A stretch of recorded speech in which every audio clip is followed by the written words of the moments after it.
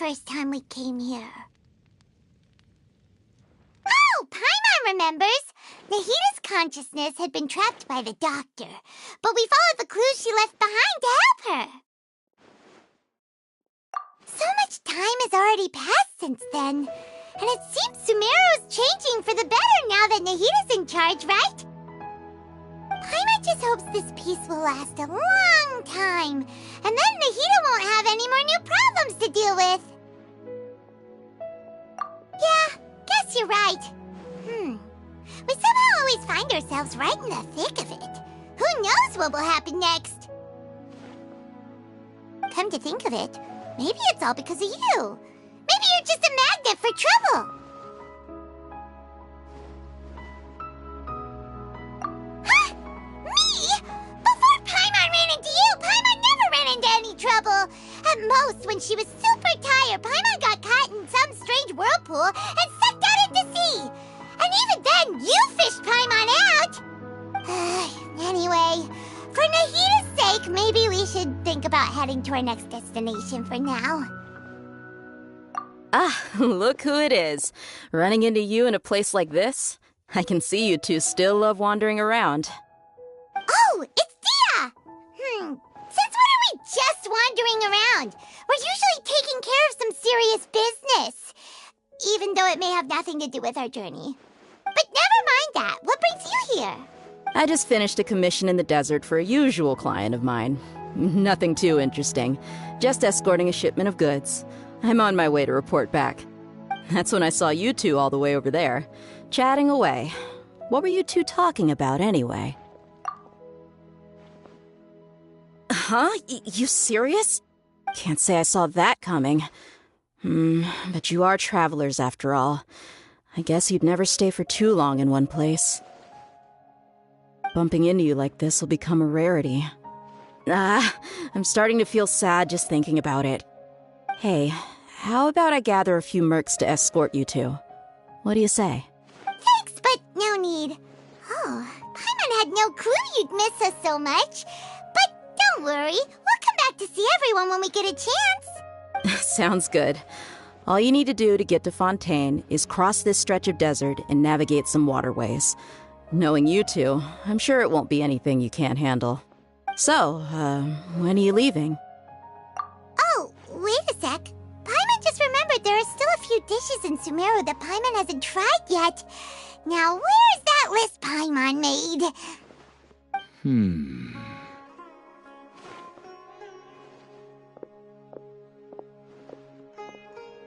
I see. Guess you won't be needing a going-away party or anything. It's sad enough to see you go like this. Though, now that I think about it, Sumeru wouldn't be what it is today without you. Seems true heroes always prefer leaving quietly. By the way, should we go say bye to Nahita? Oh, good point. Then there's no need to bother her in the real world. Then, I guess this is goodbye for now, Traveler in Paimon. Whether as a client or a friend, you're always welcome to come find me. Goodbye, Dia. Bye-bye, Sumeru.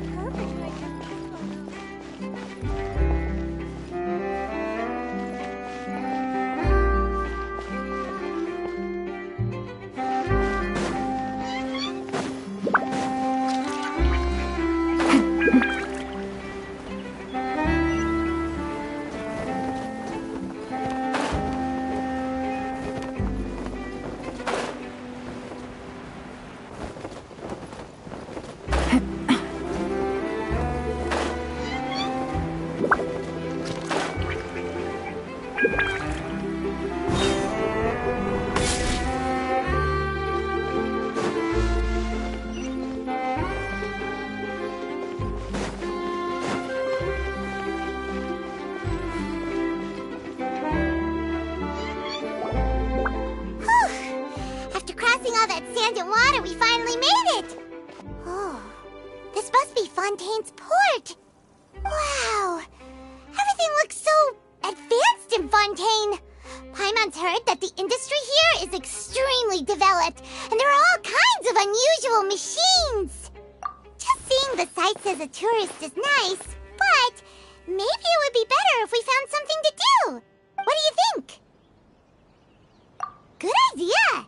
Nahida gave us loads of useful information. Seeking out the Seven is probably still our best source for information at this point. Yeah, the more we can learn, the better. So, what do you think the Hydro Archon's like? Will we get along? Nahida said that she has a very unique personality, whatever that means. To learn about a nation's god, start with the nation's people. There seems to be some locals talking over there. Let's go see if we can join the party.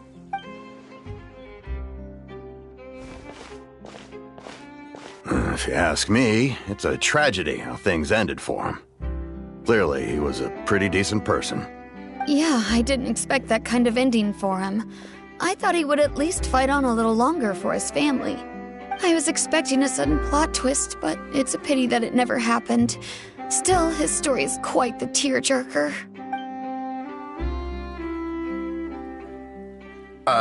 Excuse me. Can I help you too?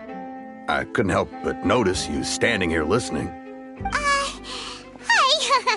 We're travelers new to Fontaine, and we had something we wanted to ask, but you seem to be really busy talking about some kind of play, so we didn't want to interrupt. Play? Oh, no. We're talking about something that really happened. In fact, it's a case that was just heard a few days ago. Really? Like, a real trial? But the way you were talking about it and the words you used just now made it sound like some kind of story. Well, good tales are often based on true stories, aren't they? And what you see in reality may also be someone deliberately putting on an act while harboring ulterior motives. Whether something is true or not simply isn't that important. The main thing is whether the story being acted out on the stage is splendid enough. Oh, but it looks like you're not from around here. You probably don't know that the Fontaine Court of Justice is called the Opera Epiclese, or more commonly known as just the Opera House. But, shouldn't court cases be treated a little more seriously than that? Not to question Fontaine's way of doing things.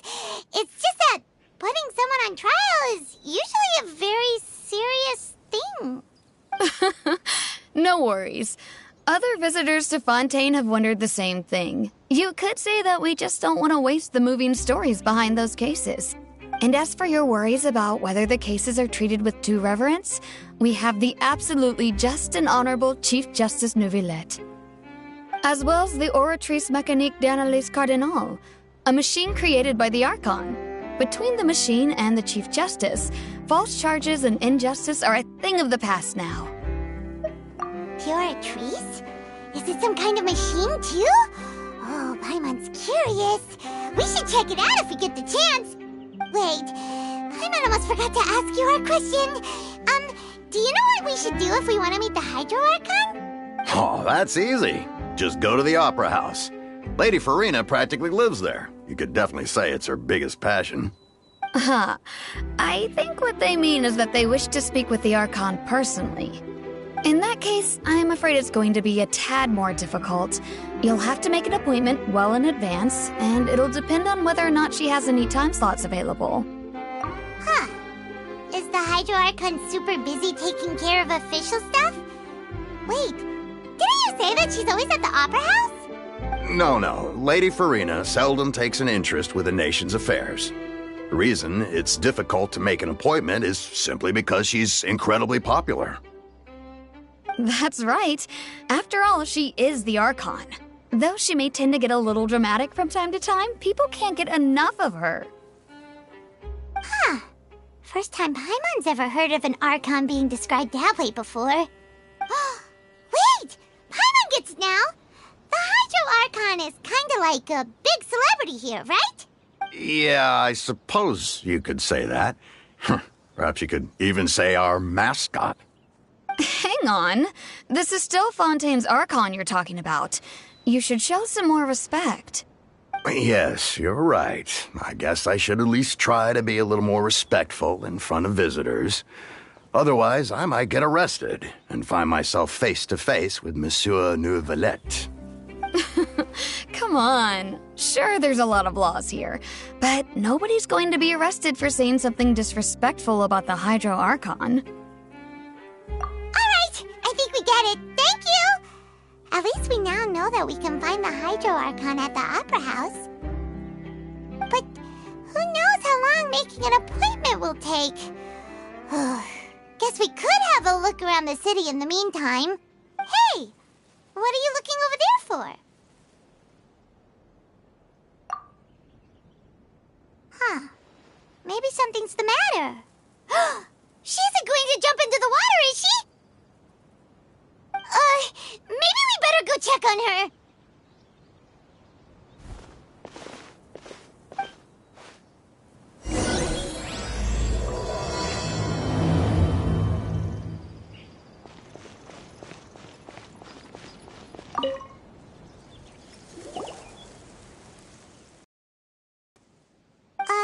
Hello there.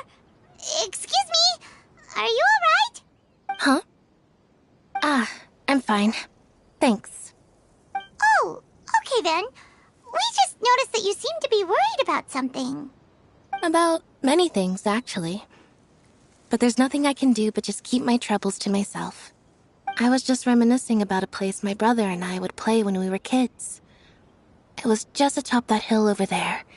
See? You're pointing at the sea. Wait, are you saying that you and your brother lived in the water? No, people call the waters around Fontaine a sea. It's actually just an inland lake that's filled with fresh water. And no, I can still see that hill clearly in my memories. Now, it's been completely submerged. He would skip and jump, tossing sand in the wind.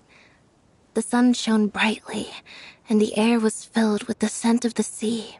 But now, the water is gradually swallowing our memories. It won't be long before it swallows us. Sorry. Paimon doesn't really get what you mean. I don't believe we've had the pleasure of meeting. Are you Lynette's new friends? Oh, and you are? Thanks for looking after my sister. She often comes here to reminisce about our childhood, that's all. There's no need for any concern. Allow me to introduce myself. I'm Linny, and this is my sister Lynette. If I had to guess, I'd say you must be travelers from abroad. Nice to meet you. Paimon is Paimon, and this is the Traveler.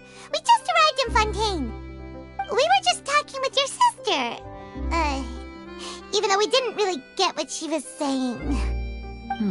I see. It's unusual for Lynette to be so willing to talk with anyone. In fact, she seldom speaks at all. I'm usually the only one she ever talks to. Oh, really?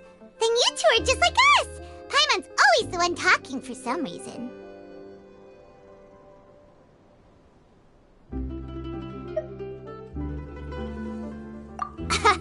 So that's how you think it is? I also think my brother can be too talkative at times. Seems you were right, Paimon. We are quite similar. So, what did Lynette mean just now when she said that the water is engulfing your memories, and that it won't be long before it engulfs you too? Oh, that. It's from a prophecy that's been circulating in Fontaine for some time now. Well, I suppose prophecy isn't exactly the right word, because that implies a certain amount of uncertainty.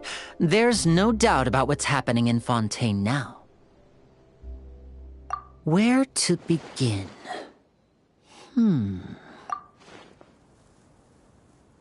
Let's put that question on hold for a moment. We still haven't formally greeted each other yet, have we? Did all the introductions earlier not count? Hello, traveler.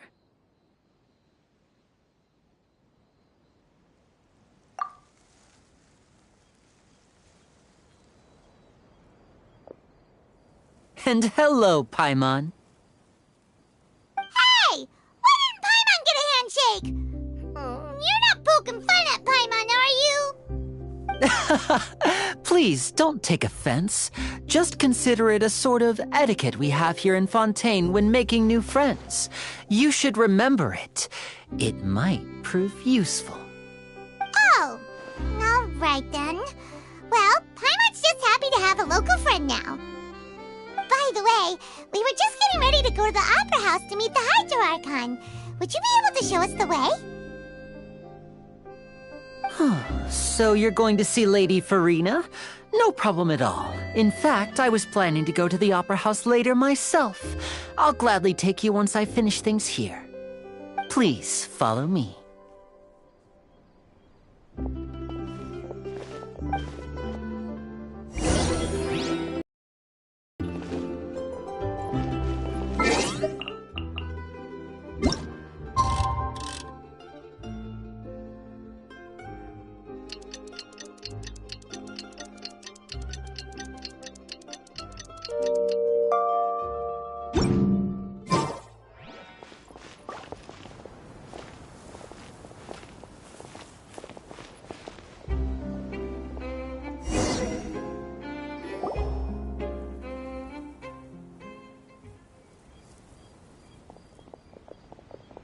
You said you were going to see Lady Farina?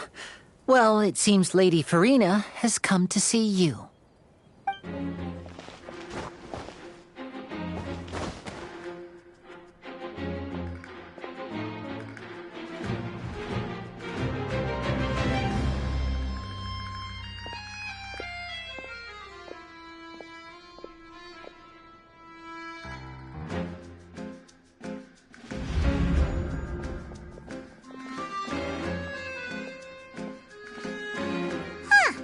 So, she's the Hydro Archon?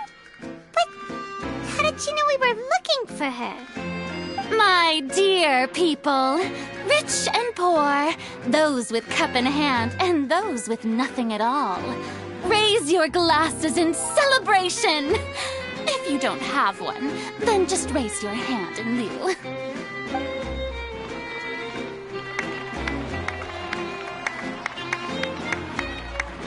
As you can all see, 2 unfamiliar travelers have arrived in our nation. Come, let us make a toast in honor of this traveler and his companion, who have journeyed here from distant lands.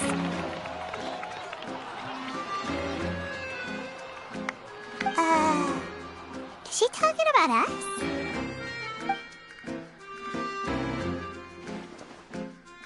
I've long heard of the turmoil and chaos you left in your wake as you visited other nations. But I welcome you nevertheless. No, I have come to receive you personally.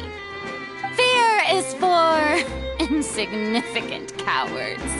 I am a god, and I will never entertain the notion of such meaningless wariness. You can be rest assured, I see clearly your sincerity.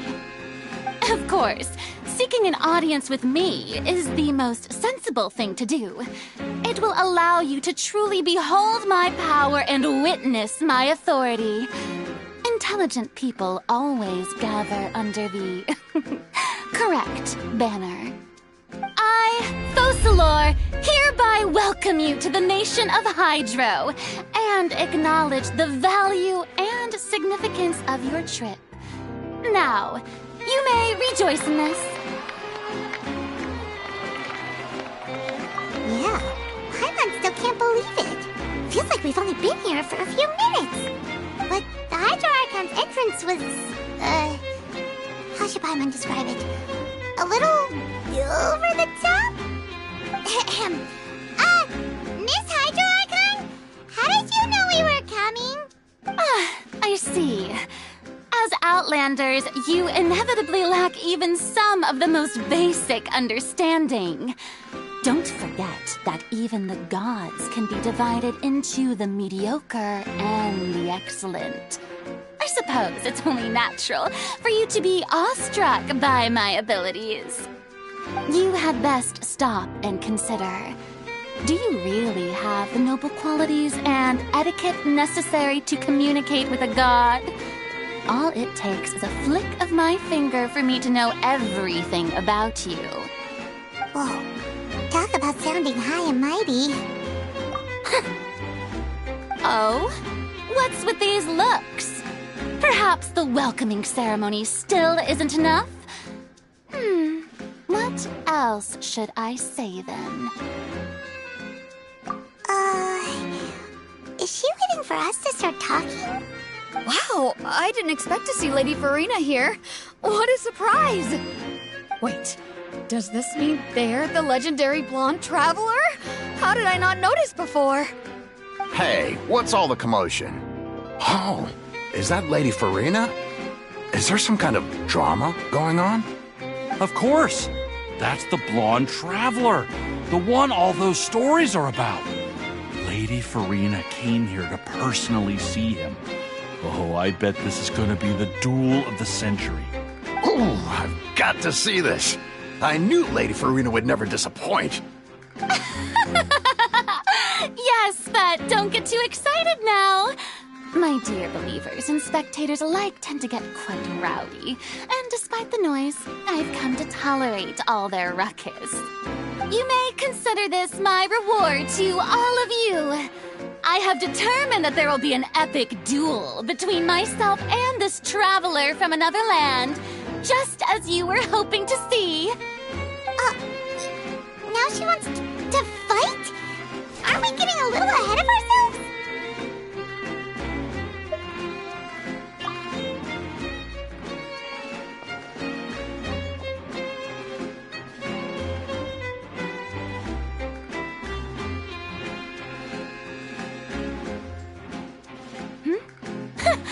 Are you not afraid? Might I remind you that this is a duel against the divine? What are you trying to do, traveler? Provoking a god in front of her people? Stand down, Clorend. I admire his bravery. Few have the courage to draw their sword against a god. He is obviously a true warrior. Unfortunately, people nowadays only crave to be thrilled, and a mere duel will not slake their thirst for excitement. Oh, yeah, she's right. Just a duel wouldn't be all that interesting. On Araneus, criminals are always requesting duels to defend their honor. They're getting a bit old, to tell the truth. You see. Then, as the god of justice, I shall face this traveler in another kind of duel. A duel in court! Whoa, all right! Now that'll be worth seeing! Right. This is Fontaine, after all. Such a grand opera house, it would be a pity not to use it. Why do you care so much about the crowd's reactions? Seems you've spent a little too much time in the opera house. Besides, how exactly do you plan to have a duel in court? You mean you're going to put us on trial? Oh, we have reason to put you on trial. It's obvious, isn't it? According to Fontaine law, no one is permitted to release any flying objects within Fontaine city limits during the first 3 days of each month. You are clearly guilty of violating this law, no? Oh, so that's what they've done wrong. That's our Lady Farina. No one knows the laws of Fontaine like she does. You call that obvious? What kind of law is that? Wait, flying object? You mean Paimon? Precisely! Now, if you two have no objections, then in the name of the Hydro Archon, I order your arrest. My apologies, Lady Farina. I don't mean to spoil the fun. But if you would allow me to interject, I don't think that Paimon here meets the definition of a flying object. You tell her, Linny! Finally someone who's not crazy. How could anyone call Paimon a flying object? Ah, great right, Magician Linny, my beloved citizen. I'll permit you to object, but how exactly do you plan to prove your claim? As a magician who just rained on your parade, I naturally should shoulder the responsibility of saving the show. So, with such an audience gathered here, allow me to perform a trick for everyone.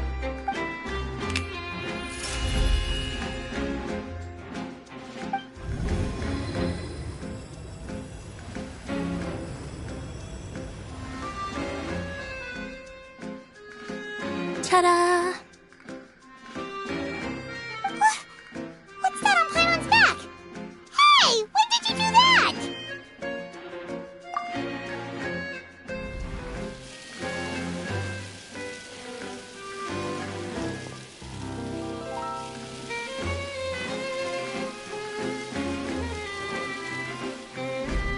There.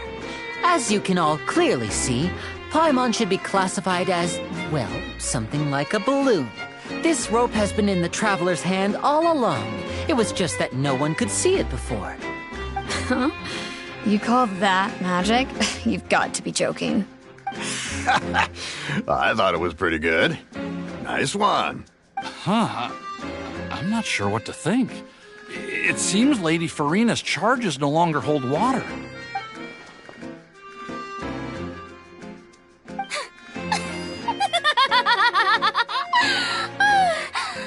Amusing. Very amusing, Linny. Just the sort of unexpected twist that I enjoy. With you here, today's performance can finally be called complete. Performance? You see all this as a performance? In which case, consider the matter of your trial resolved. The god of justice will not bring charges against an innocent person. But when there are valid grounds, I will not only judge travelers from abroad, but even the gods of other lands. I look forward to seeing your upcoming performance at the Opera House, Mr. Linny and Miss Lynette. That's enough for now. Toodaloo!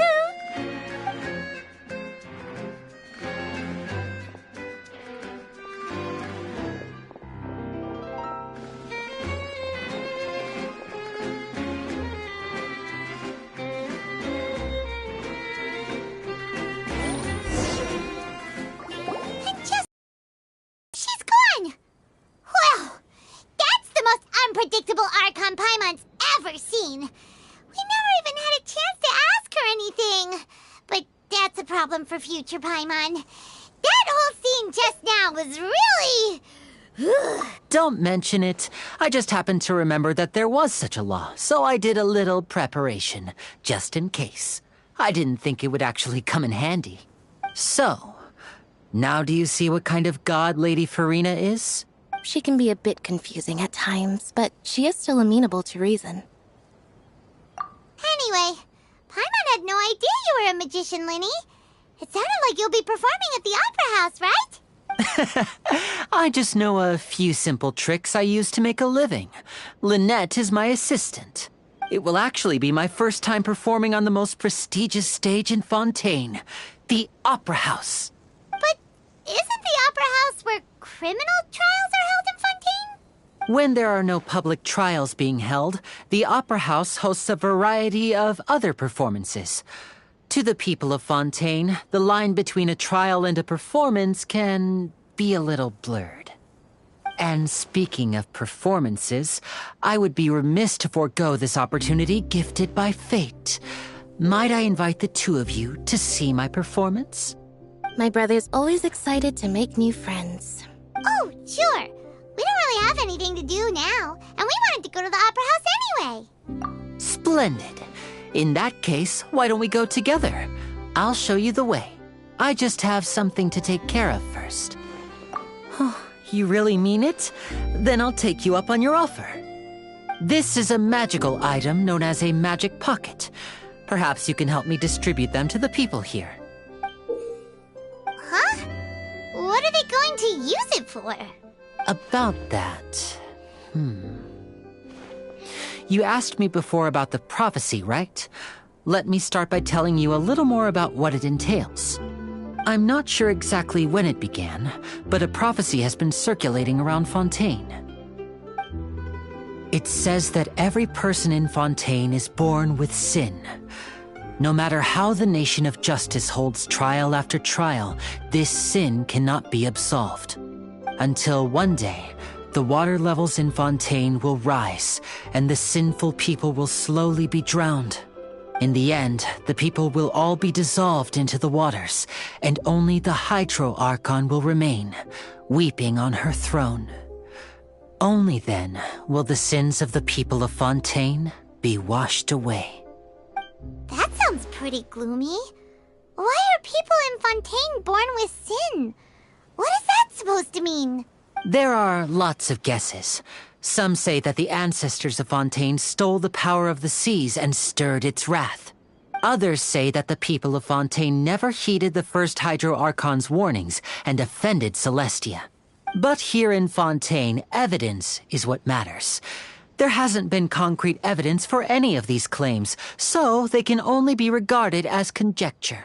If even the people in Fontaine don't know what sin they committed, wouldn't it be better just to ignore the prophecy completely? Why bother feeling guilty all the time? That's exactly what the people did at first. But in the last few years, the water levels in Fontaine have actually started rising. Many places have already been completely submerged, and now lie beneath the sea. Many people carry on with their lives as before and shrug it off as a natural phenomenon. But my family and I think that the people of Fontaine shouldn't ignore the possibility, which would end up sentencing them to death. We hope that at least the people who reside near the waterfront can move away before it's too late. So, we've started distributing magic pockets to them. As a magical item, these magic pockets have astonishing capacity. I'm sure they will come in handy when people are moving their belongings. Oh, Paimon gets it! It's like preparing for a rainy day! But this is more than a bit of rain. Perhaps only absolute power could ever contend with such a catastrophe. But who knows? We're just tiny specks in the grand scheme of things. Now, if you'd like to help, then please give these magic pockets to anyone nearby. Be sure to convince them to take it, regardless of what they say.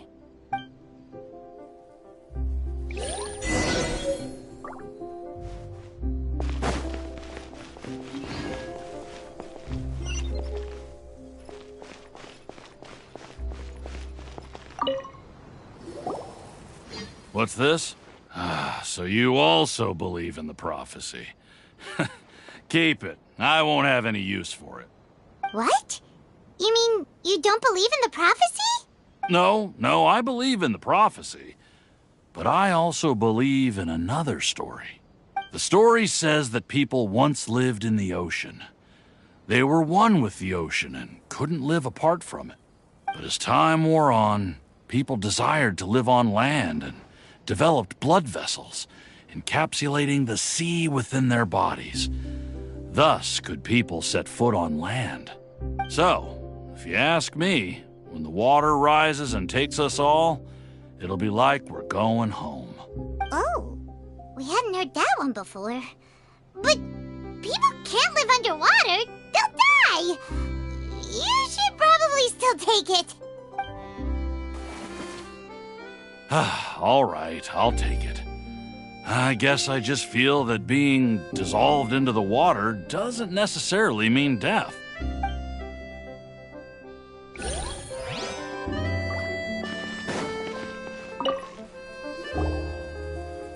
So you're the blonde traveler that everyone's been talking about. My apologies for not recognizing you earlier. Oh, a magic pocket? Seems you really thought of everything. I guess it's better to prepare for the worst and hope for the best. Thanks. Please, also thank the magician on my behalf when you get the chance.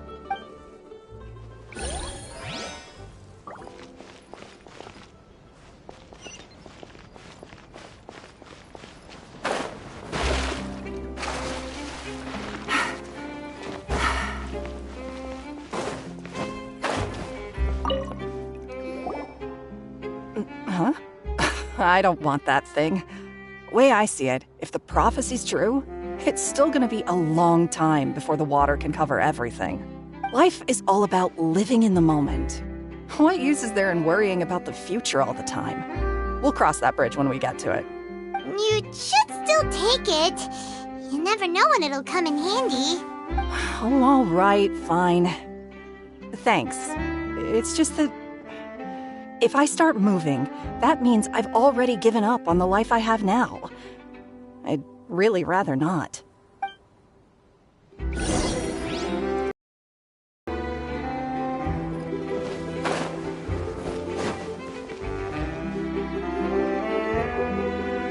Oh, you already handed out all of the magic pockets? That was fast. So, what did people have to say? I bet you heard some, interesting opinions. Yes, but that will change once disaster strikes. I know they'll change their minds, so it's only right to help them prepare. Is there anything else you need to do before we leave? Yes, one last thing. I have the magic pockets made by a workshop in the court of Fontaine. Since we're out and about, I was thinking about bringing him some more materials. So, you want to collect materials? Just tell us what the materials look like and we'll help. Many hands make light work. Oh, that would be much appreciated. We'll need some Romaritime flowers. I remember seeing them near the waterfront on the east side of the harbor.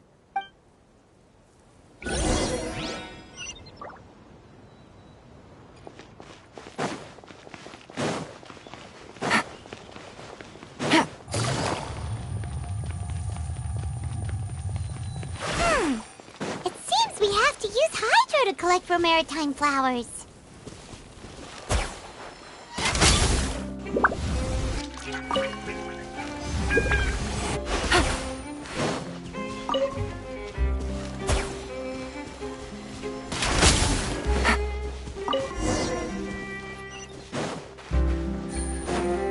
Take it easy.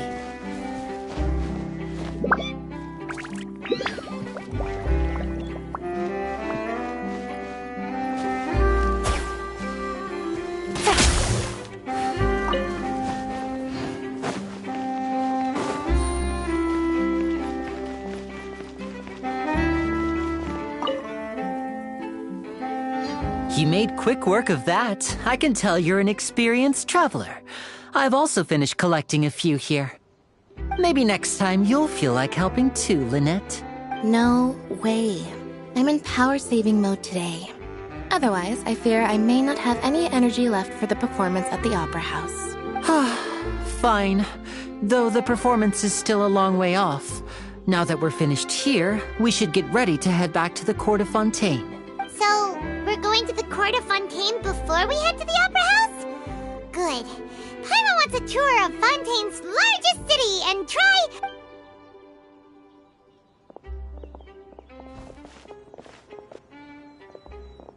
Wait, shh. Have you noticed that person over there? The young girl. Huh? What's wrong with her? Paimon didn't notice anything.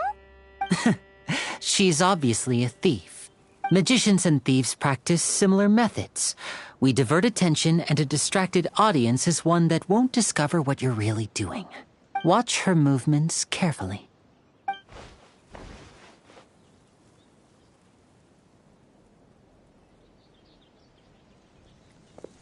Oh, he's right! Shh, keep your voice down. We need to think of a way to catch her, but it seems she's very alert. Perhaps we should split up. You two can ride the lift over there and wait up top. I bet that'll be her escape route if she tries to run. All right, let's go.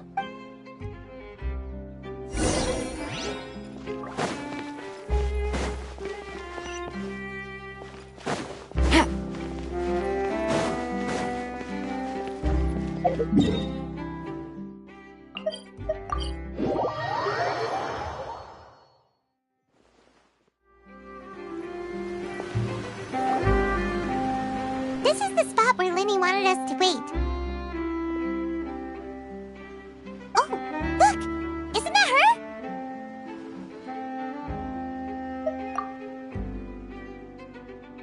Oh no! Did she notice us? She started running the other direction! What should we do? Should we chase her?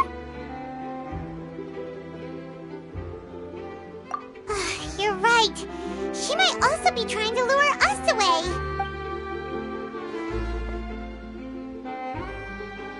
Nothing's happened for a while now. Paimon wonders if Linny caught the thief. Yeah, let's go.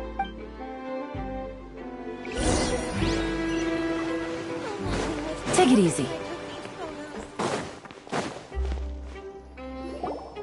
Are you sure that's all she took?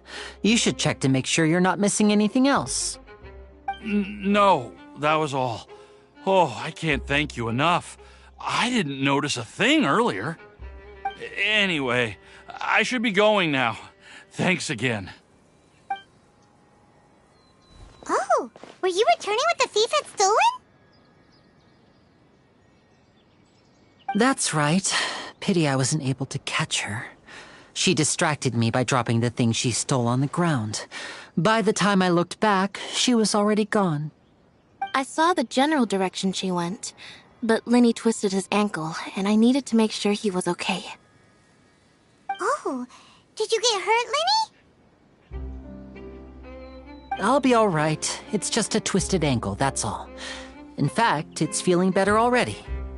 If you want to play at being a hero, at least try not to get hurt doing it. Imagine what would happen if you managed to derail our performance as a result. You're right. Sorry, Lynette. I have to admit that the thief was even more skilled than I had anticipated. But at least we were able to get the stolen items back, so it wasn't a complete failure. What a slippery little thief! Guess things turned out all right in the end, though. Linny's initiative paid off! All right, let's put this little detour behind us. We should go to the Court of Fontaine now.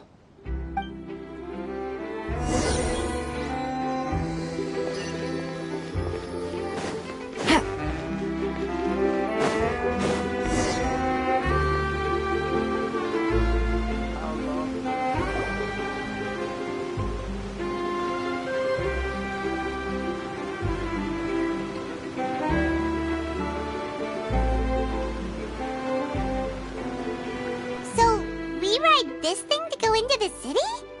What an ingenious way to get around! People in Fontaine really know how to use water! This is an aquabus. It allows people to travel between several key locations around Fontaine. It's pretty convenient, but the ride can become a little dull after a while. The scenery is always the same. That's why it's better to travel with friends. So you mean it's still boring even when I'm riding with you? No, that's not what I meant. It's just that, well, you don't really talk that much. Besides, it doesn't really feel like a real trip when it's just the two of us. It's the same as being at home. Whatever. Guess that's what it's like to be an older brother. It's about time for us to leave. Let's get on board.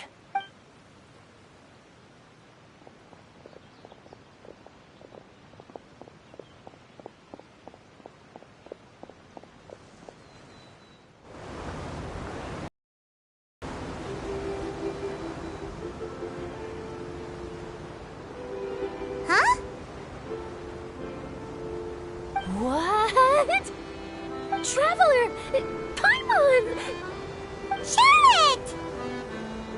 Oh, I never guessed I'd bump into you while riding the aquabus. In the story of my life, this is big news. What are you doing in Fontaine? I didn't hear anything about you paying us a visit. Yeah, it's quite the coincidence. But as travelers, we're always on the move. It's not surprising that nobody knew we were coming. Though we still have no idea how the Hydro Archon knew about us. Oh, let Paimon introduce you to our new friends! Oh, no need for introductions, Paimon. I would recognize the great magician Linny and his assistant Lynette anywhere. I wouldn't be much of a reporter if I didn't know who they were. It's a pleasure to meet you. I'm Charlotte, a reporter for the Steambird. Nice to meet you. From the Steambird, huh? We've often relied on your paper to promote our performances. It's an honor to meet you. Now that everyone knows each other, Fontaine suddenly doesn't feel like such an unfamiliar place. So, what have you been up to lately, Charlotte? Any big news? Not too much. When there isn't any breaking news, I mainly cover the trials at the Opera House. You can still manage to keep readers' attention as long as you tell things from a clever enough angle, even if it's the same old topics. For example, reporting on how a scammer once deceived vulnerable girls into relationships, or how a financial criminal was once so poor that they ate a single piece of bread for 5 days. Ah, you're right. Seems you know me pretty well. What I'm really after is exclusive, sensational news pieces that could shake the country. These smaller stories are a waste of my talents. Oh, I just remembered. I've been following a case lately. Well, a series of cases, actually. You mean the serial disappearances of young women case? That's right! These stories are the talk of the town right now, and it's probably the most mysterious case we've ever seen. If I'm the first with a draft ready to publish when the case is finally cracked, and it's the headline story in the Steambird, oh, when that happens, I bet all the other reporters will shed tears of envy. I've already gathered all kinds of materials. I just can't wait for the truth to be revealed.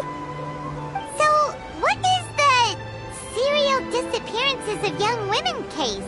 You mean the culprit hasn't been found?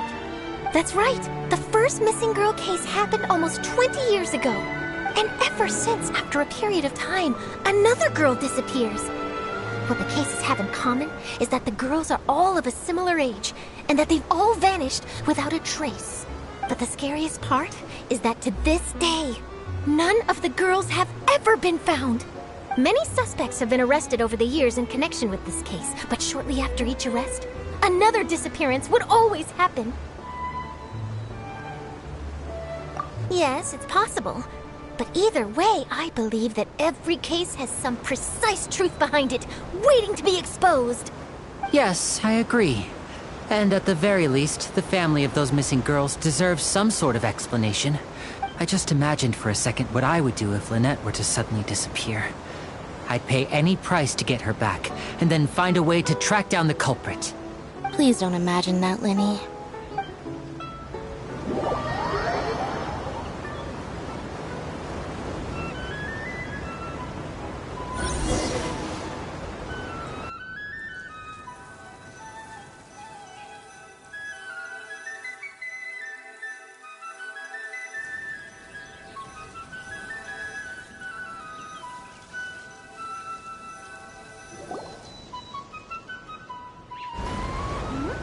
Hey, we're almost there! Look!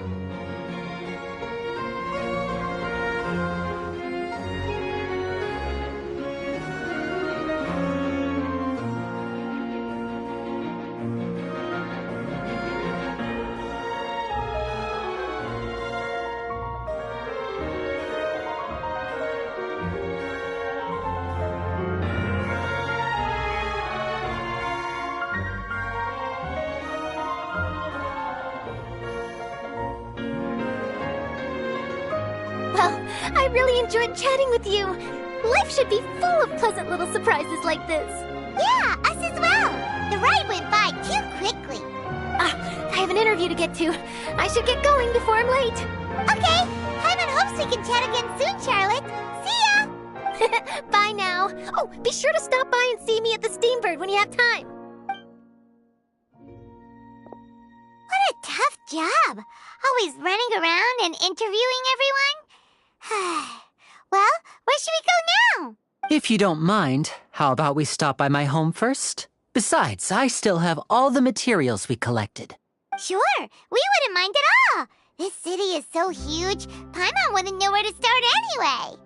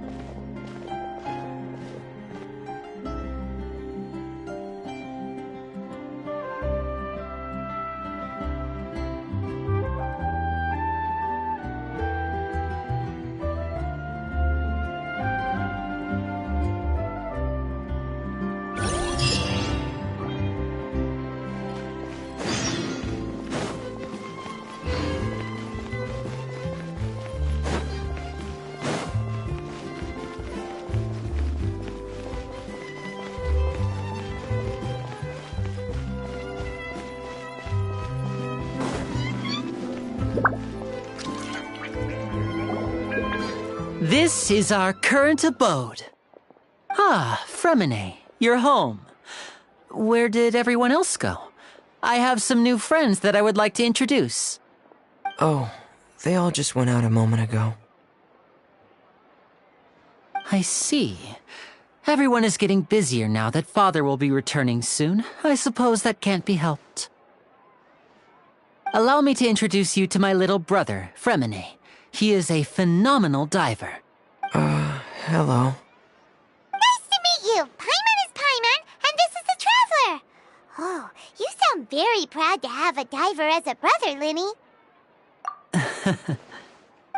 Linny, could you come here for a moment? What is it, Fremine? Do you have something to tell me?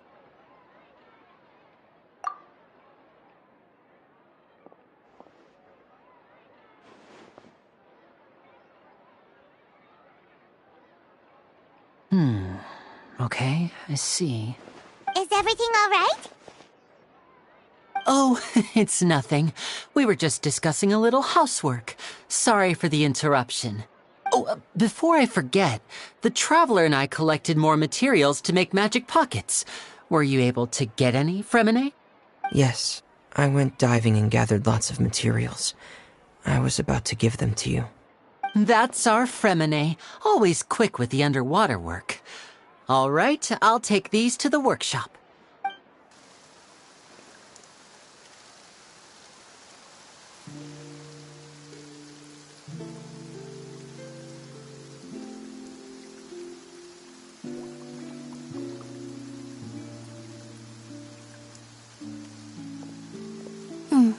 Looks like rain.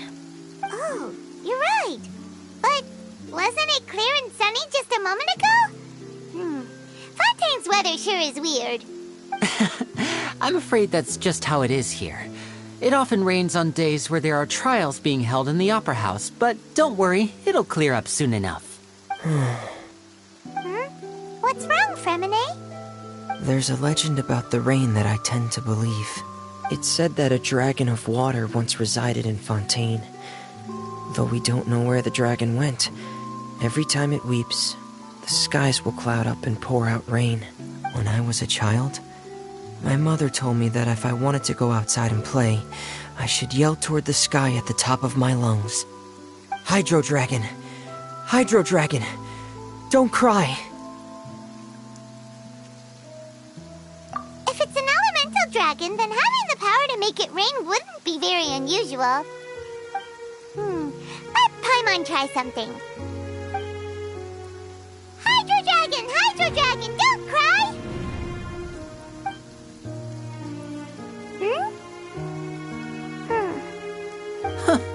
Doesn't seem to be of any use.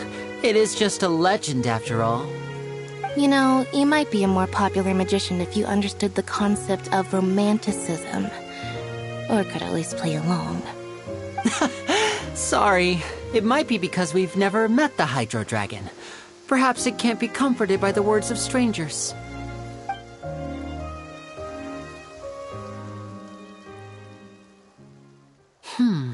It rained for longer than I suspected. Oh, it's already getting late. Was there something you needed to do, Linny? Yeah, some preparations for the show at the Opera House. I need to find a way to catch the last aqua bus of the day. On the day of the performance, just ride the aqua bus to the island of Araneus. I'll have Lynette meet you at the fountain in front of the Opera House. Oh, are you leaving now? What is it, Fremine? I'm in a hurry. Oh, I get it. You feel nervous delivering the materials for the magic pockets, is that it? Perhaps we could trouble the Traveler to help us take these materials to the Beaumont workshop and deliver them to the owner there? I'm afraid that Fremine can be quite introverted, and the boss there tends to be pretty talkative. Fremine has always been a little afraid of her. No trouble at all. Don't worry, we're on the case. Sorry for the inconvenience. I'm quite useless when it comes to such tasks. I'll think of a way to make it up to you. Oh, no need. This will be a walk in the park for us.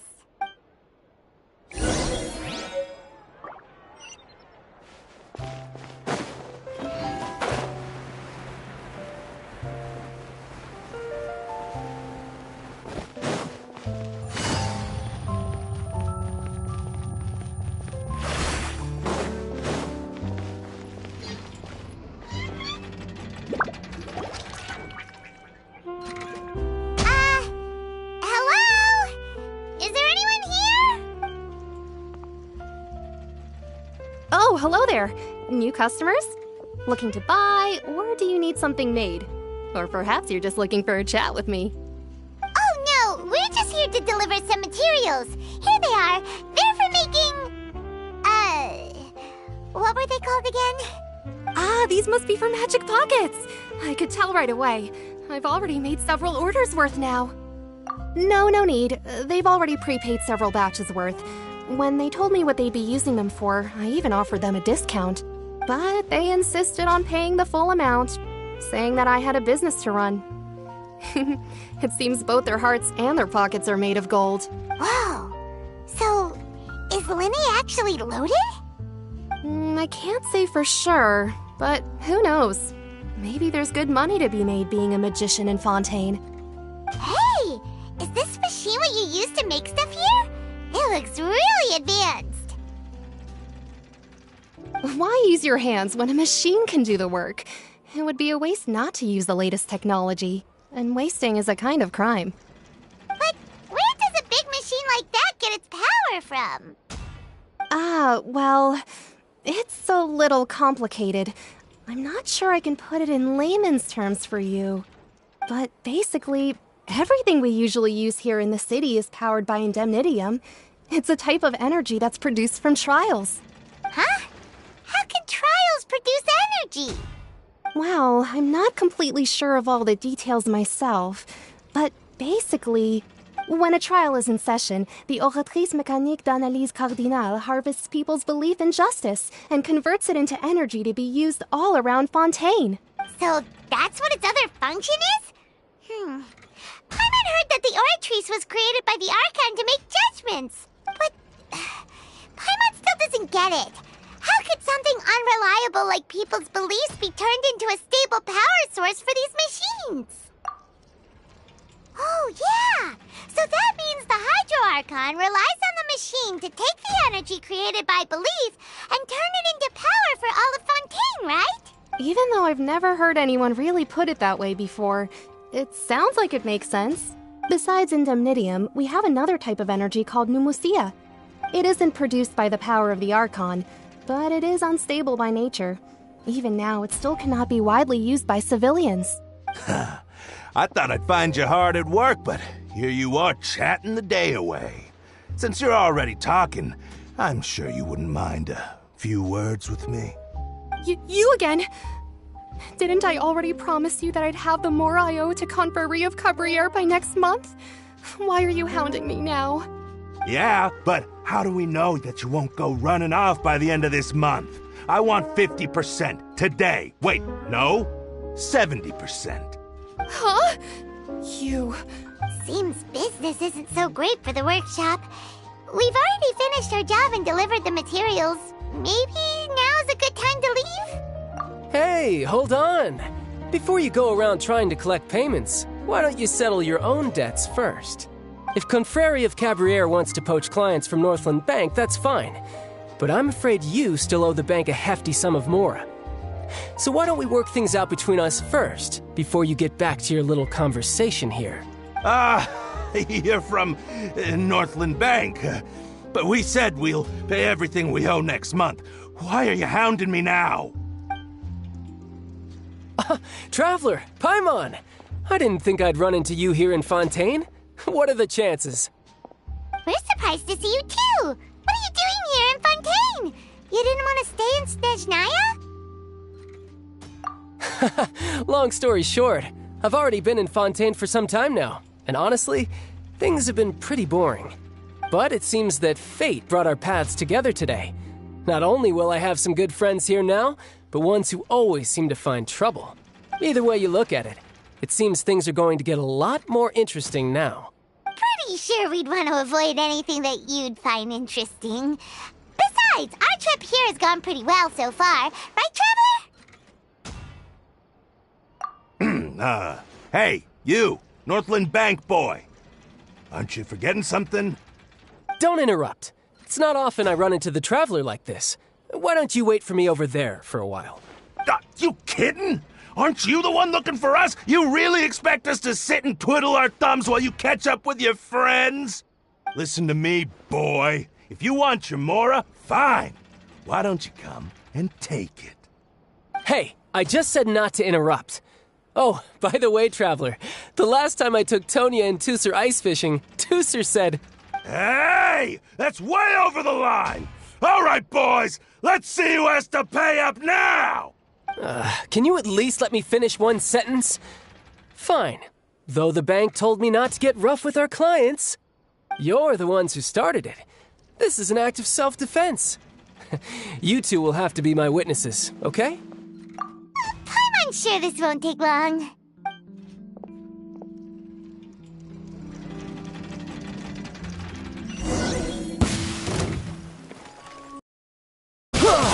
Shouldn't let your guard down.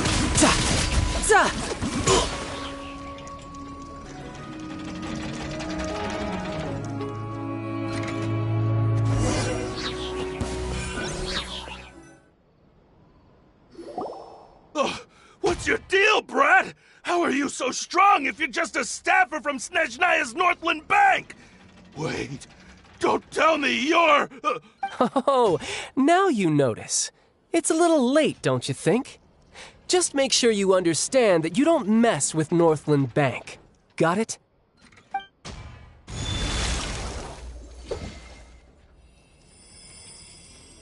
Huh?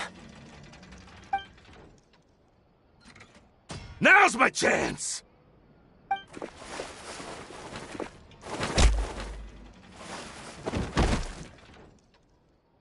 Huh. That was weird.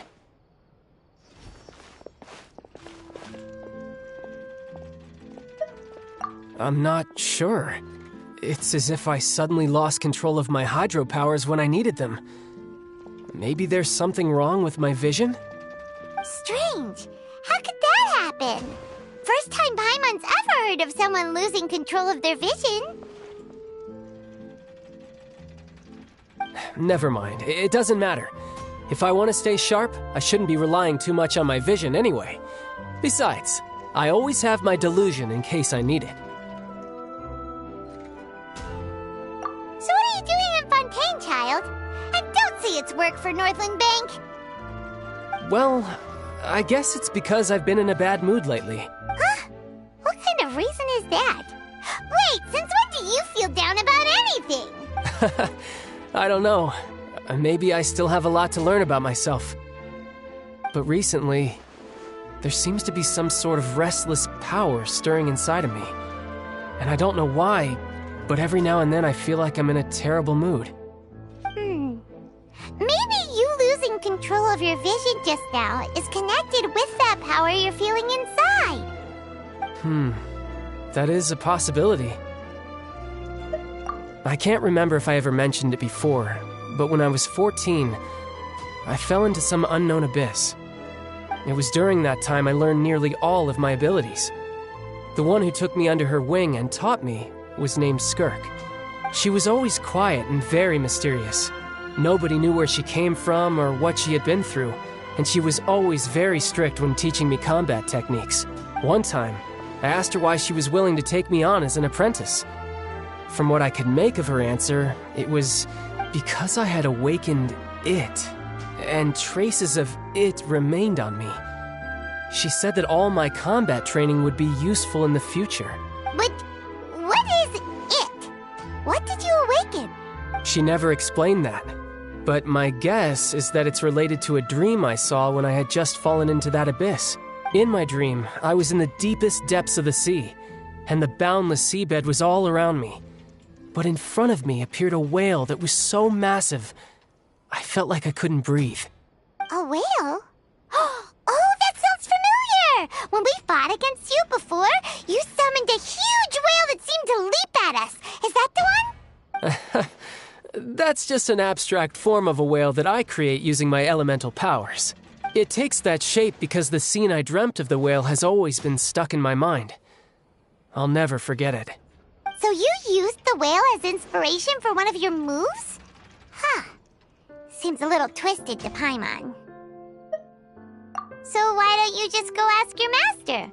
Maybe she knows the answer. You make it sound so easy. Ever since the incident I experienced there, I've never stopped searching for Master Skirk and that unknown abyss. But it's been years now, and I've still found nothing. There isn't even a trace of the place where I remember falling into the abyss. Oh, it sounds like some kind of ghost story. Yeah, I'm out of leads at this point, but there's nothing more I can do. It seems that strange encounters in this world tend to be elusive like that. Oh, seems the time really flies when I'm talking with you. I just remembered I have somewhere else I need to be, so I should get going. What? More work for the Northland Bank? No, it's more of a personal appointment. Lately, I've been sparring with some of Fontaine's official champion duelists whenever I'm feeling bored. Official champion duelists? You mean it's their job to duel? Yep. In Fontaine, before a criminal goes to court, they're given one chance to defend their honor by requesting a duel with an official champion duelist. The champion duelists are all-powerful fighters selected from among the nation's best. And the duel itself is a no-holds-barred fight with no specified stopping point. So engaging in such a duel is regarded as a symbol of defending your honor. If a criminal manages to win the duel, they'll be acquitted. But if they lose, they'll have no choice but to stand trial. And the worst-case scenario is that you're simply killed in the duel. Though it's rumored that Fontaine has a death penalty, from what I can tell, no one has ever been officially sentenced to death. So really, the only people who opt to duel are those who have suffered a grave injustice in being accused, or those who greatly value their honor. Otherwise, why gamble with your life? So, do many people actually get out of their trials by winning the duel? Apparently, it's exceedingly rare for anyone to actually win. Fontaine probably enacted this system as a way to show that the nation respects the honor of its citizens. Besides, none of the champion duelists are to be trifled with, which is exactly why I was itching to face them as soon as I got to Fontaine. Apparently, the one I'm meeting today, Clorinde, is the strongest of the champion duelists.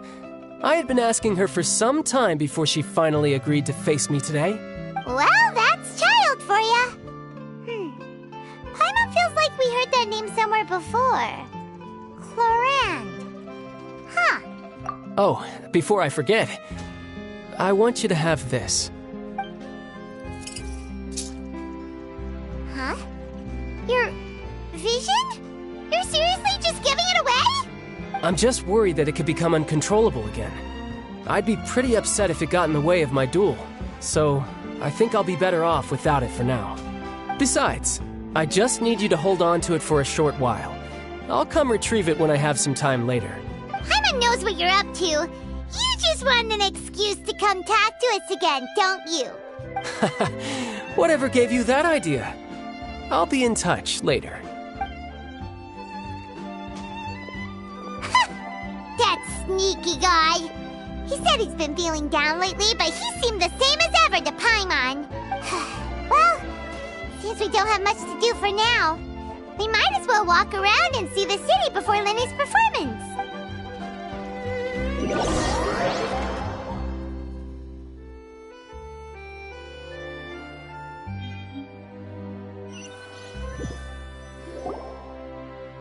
Wow!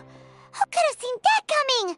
The reporter who was barely around for most of the story was the murderer all along! Sorry. Paimon was just surprised, that's all. Whew. Paimon never saw that twist coming. The murder mystery novels here are amazing! The whodunits here in Fontaine are a lot different than the light novels you see from Yai Publishing House. Both have their merits, but Paimon thinks this style of novels are more, well, novel. It's so exciting to reach the moment when the mystery is uncovered, especially in the one Paimon was just reading. You should buy a copy and read it too. Oh, sorry about that. Paimon will be more careful next time. Hey, shouldn't we be heading to the Opera House to see Lyney's performance soon? It's almost time for the show to start, so we should get going. Lyney said that the Opera House is on Aranias, so let's go ride the Aqua Bus!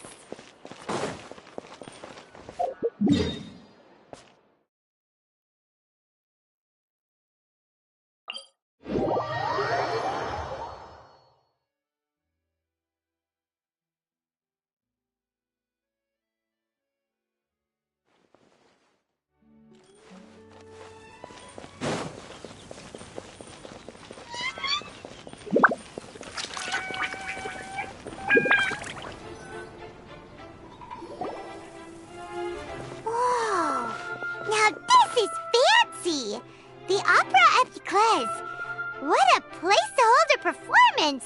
No wonder Linny and Lynette were looking forward to it. Huh.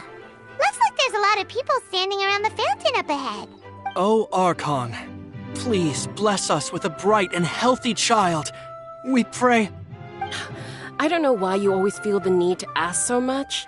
I'll be happy as long as our child is healthy and lives a peaceful life.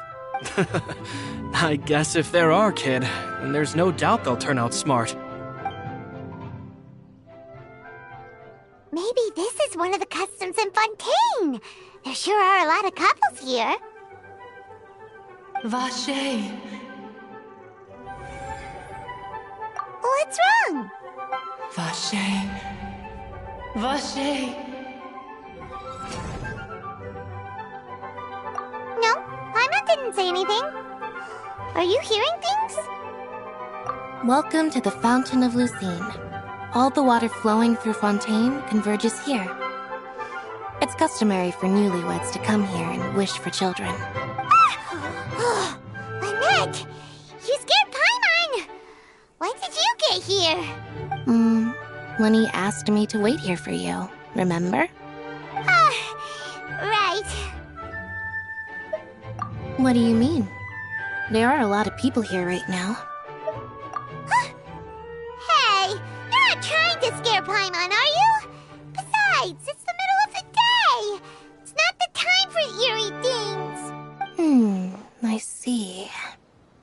I might be able to tell you something that could help explain the voice you heard.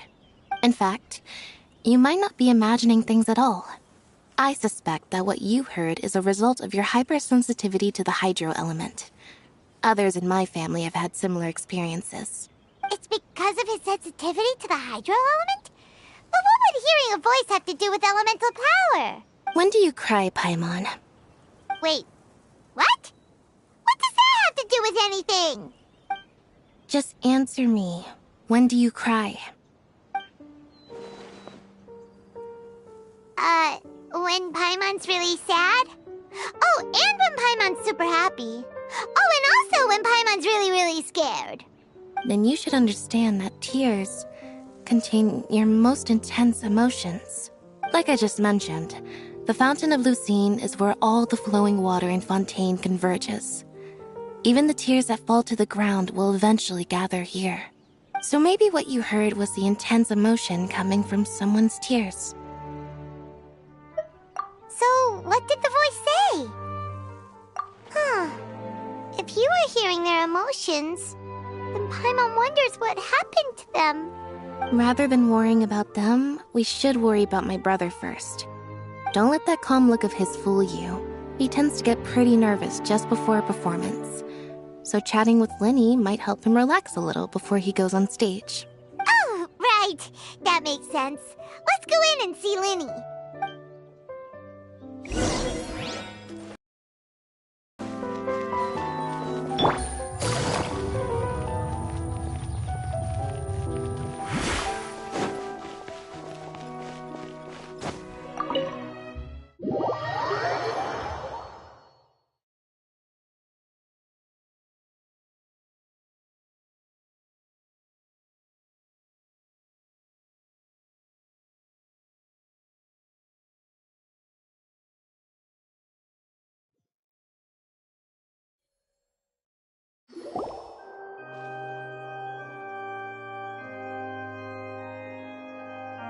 Traveler and Paimon, good to see you. I knew you two would come. Are you kidding? We wouldn't miss it for the world. We've been looking forward to it. I can tell, judging by how early you've arrived. But you're actually right on time. The audience still hasn't started entering the venue yet, which means now is the perfect chance for us to take you to the best seats in the house. Wait just a moment, I'll fetch the tickets.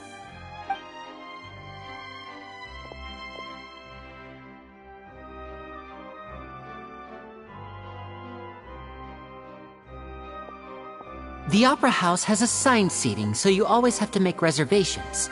I've already reserved your seats, and here are your tickets.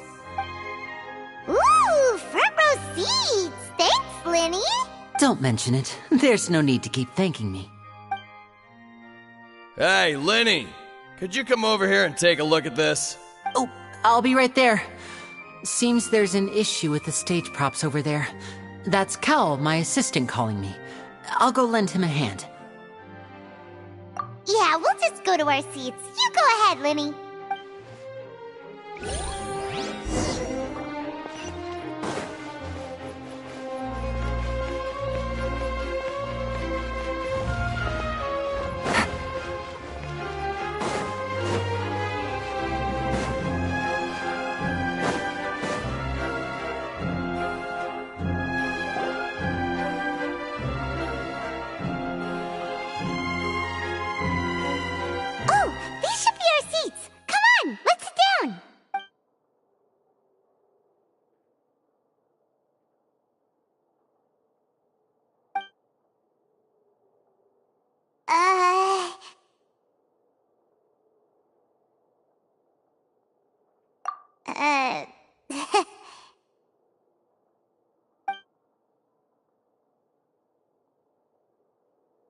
Hey, Traveler. Maybe we should strike up a conversation with the person next to us. Since we're sitting together and the rest of the place is practically empty still, it's kinda awkward if we don't say anything. Oh, you little... Of course you put this on Paimon. Excuse me, I did not realize you felt awkward. I am terribly sorry. I would be perfectly happy to chat with you if that is what you would like. Oh, so you heard all of that, did ya? Boy, you sure have good ears. Paimon thought she was keeping her voice down. Wait, that's not it, Paimon's... Sorry, Paimon's the one who was being rude, talking under her breath like that. So, let's talk, but, what should we talk about? Oh, Paimon's got it. You're also here early and sitting in the front. Are you a friend of Linny's too? A friend, you say? Well, if Mr. Linny would like to be my friend, I would be more than happy to reciprocate. Oh, so you're not friends with Linny then? Oh, this is getting more awkward by the second. Paimon nearly forgot to make her introduction. Nice to meet you. Paimon is Paimon, and this is the Traveler. We just arrived in Fontaine. It is an honor to meet you two. I have heard of your deeds across Tevat, and as required by proper etiquette, I will also introduce myself. I am... Oh, Monsieur Neuvillette. What an honor it is to have you here to see my show. Ah, Mr. Linny. I should say it is in fact an honor for me to see your performance in person. Wait, Neuvillette? Could he be... I saw you all chatting just now, but it seems you still don't know who Monsieur Neuvillette is. Allow me to introduce you to Fontaine's Chief Justice. That seat is always reserved for him. It wouldn't be too much to say that he's the symbol of justice and honesty here in Fontaine. Whoa! Sorry for being so rude just now. Paimon had no idea you were such an important person. No offense taken. Being Chief Justice is merely what I do for work. Nearly every person has their usual reserved seat, so I'm not so special, really. And by the way, I should probably let you know, even though I would prefer not to, there's someone sitting up there in the VIP seats that has been striking a pose for quite a while now. I believe she is trying to give you a most elegant and impressive first impression. So I think you should take notice of her sooner rather than later. Otherwise, she may become flustered.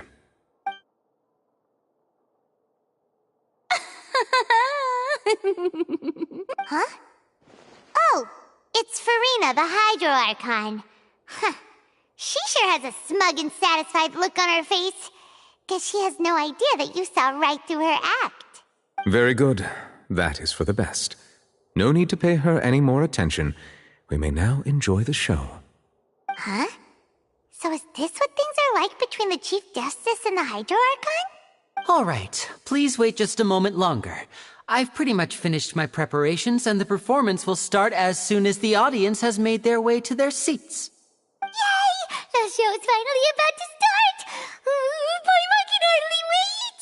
Paimon's never seen a real live magic show before!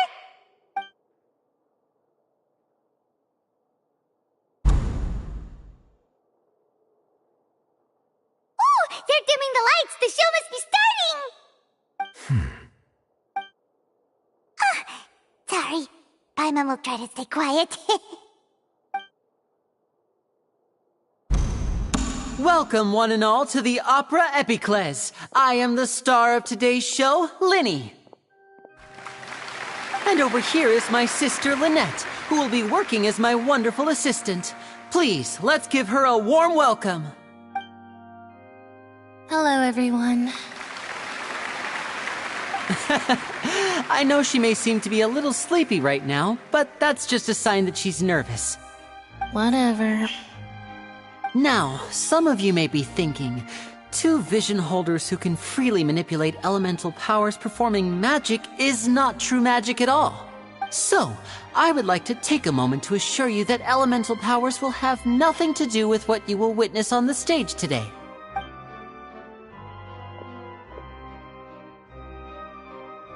Both Lynette and myself have removed our visions for the show. That way, even the gods won't be able to help us.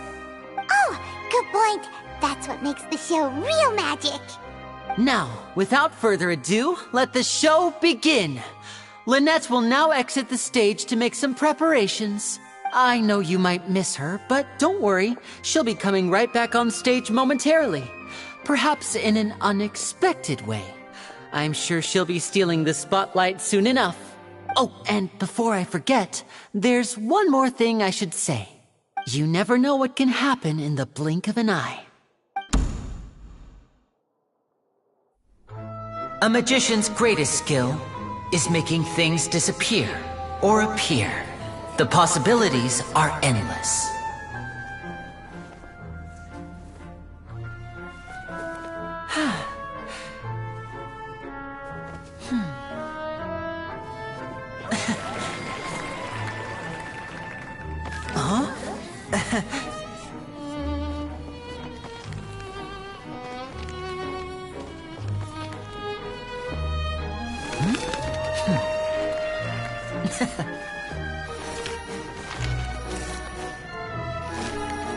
But this isn't what you came for. These little tricks, you've seen them all before. So it's time for something truly extraordinary, don't you think? This one's a little tricky.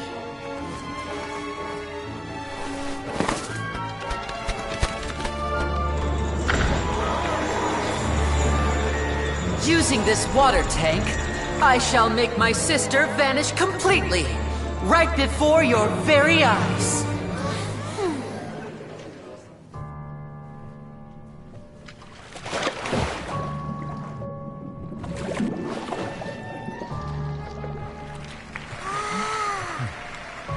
It's actually quite simple. She'll just turn into air bubbles and float right out of the top.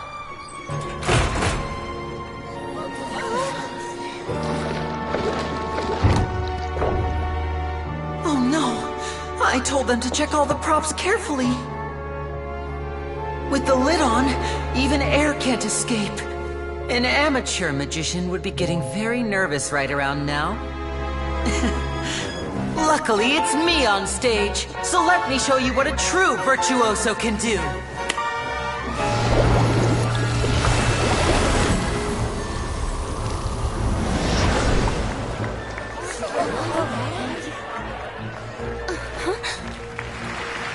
Lynette, are you still there? Don't go too far. We don't want to use up all our magic. Hi, I'm back. Uh-huh.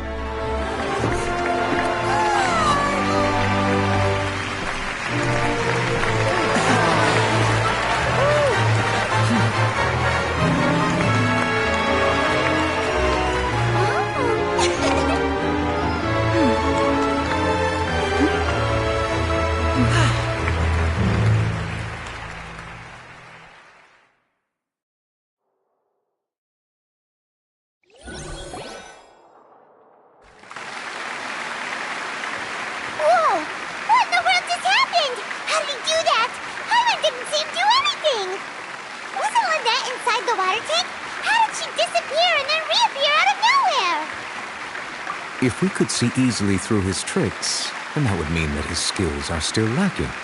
To appreciate magic, you should focus on the show happening on stage, rather than getting caught up in trying to see that which has been intentionally hidden.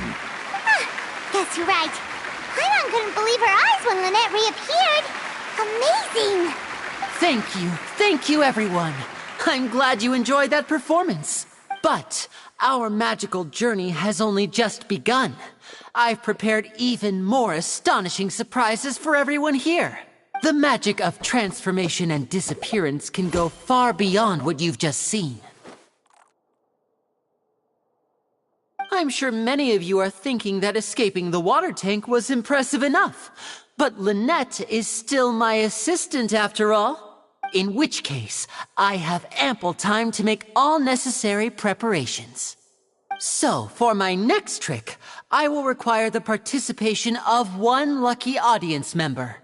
Please, if my assistants could bring out the magical boxes now. There are 2 boxes and only 2 boxes. One is here and one is there in the aisle among the audience. I'm sure many of our clever audience members have already guessed our next magic trick. A swap! Our lucky audience member and I will each enter a magic box. After 1 minute, we will each emerge from the opposite box. Now please, everyone pay very close attention to the box you see here. Don't give me any chance to make a move. Wow! How's he gonna do this? Hey, do you think this is all magic tricks, or does Lenny have actual superpowers? The lucky audience member will be generated by this random number selector. It selects numbers entirely at random. Even I don't know who will be chosen to participate. Now then, let's begin. Let me see. Oh, row 7, seat 3. Congratulations! You now have the chance to experience magic firsthand for an entire minute. Please, come forward. My assistant will take you beside the magic box. I'm sorry, it might be a little cramped inside, but no need to feel nervous. We've carefully arranged everything for you to be as comfortable as possible. You don't need to do anything, but no matter what strange things may happen, don't come out of the box. If the magic is interrupted, who knows where you might end up? You might even find yourself in the Fortress of Meropide. Oh, okay. All right. Before I enter the magic box, there is one more thing I need to ask the audience to do. Could you all give me a countdown? Like this. 60, 59, 58. Just keep counting down. You can go a little faster or slower if you like. I won't be able to see anything in the pitch black box, so I'll be relying on your voices to know when time is up. Oh, and no tricks now. If you quickly count from 60 in just 30 seconds, then I'll be in a tough spot. Ooh! Paimon kinda wants to count faster after hearing him say that! No, that won't do. I can see it in your eyes. You still can't be trusted. Let's practice together. Come on, repeat after me. 60, 59, 58. 60, 59, 58! That's right, perfect. Keep it going. All right, I'll see you all on the other side once you've finished counting. 54, 53, 52? Huh? Why aren't you counting, Nervalette? I am counting in my head. I think things are exciting enough in here as it is. Merely a consequence of my identity and personality. Do not worry about me. Just enjoy the show. Oh, all right. You look so serious that Paimon thought you might be feeling uncomfortable or something. 40, 39, 38! Mr. Linney, are you all right in there? Is everything ready? Yes, I'm fine. I'm just double-checking the direction of the magic. It would be a disaster if we get sent to the wrong places. For example, midair right above the audience. Even though he's saying that, Lenny doesn't seem nervous at all. What was that noise? Did you hear it too? Not sure. Anyway, it doesn't seem like anyone's worried about it. 25, 24, 23! What's wrong, Mr. Linney? I can still hear you moving in there. I seem to have accidentally knocked over a decoration. I'm trying to fix it, but it's pitch black in here. I can't tell left from right. Never mind the decorations. There's no time for that. The show is what's important. No, that's unacceptable. I want my show to be perfect. Don't worry, we still have 20 seconds. Hear them counting? 19! 18! 17! It seems things aren't quite going as planned. I apologize, everyone. It feels like you're all starting to count faster, but that's all right. I know it can be tiring to do such a long countdown. 10 seconds and change is still plenty of time. 10! Almost there now. 8! Whew. Swapping two people is harder work than you might think. Even a master magician like me can't guarantee I'll get it right the first time. Hey, wait! Is this the back one? I can't tell. They both look the same inside. Huh? No, that's not it. I'll try again. 7! Hey, slow down! Honestly! 5! 4! 3! Whoops! That doesn't count! 0!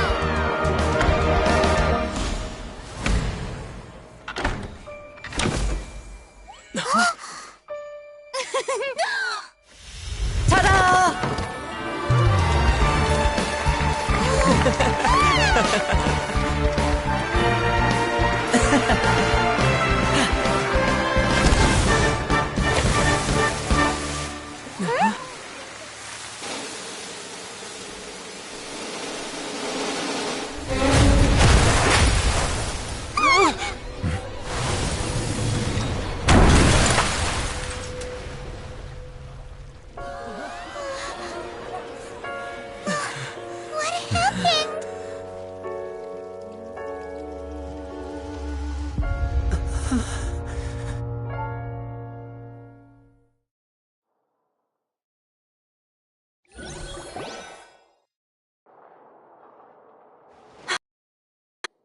Is this part of the show? Mr. Lenny, you're going to use magic to fix the stage now, right? What happened? Oh no. Maybe this isn't part of the show. The girl was still in that box, right? This performance is over. Medical staff with me. Guards, secure the scene and detain all the performers. Seal the exits. No one is allowed in or out at this time. Yes, that's right. If this was just an accident, then we must investigate the cause. But if this was all part of some scheme, then those accountable will not escape the judgment of the God of Justice. No need to be alarmed, you two. We'll get to the bottom of this soon enough.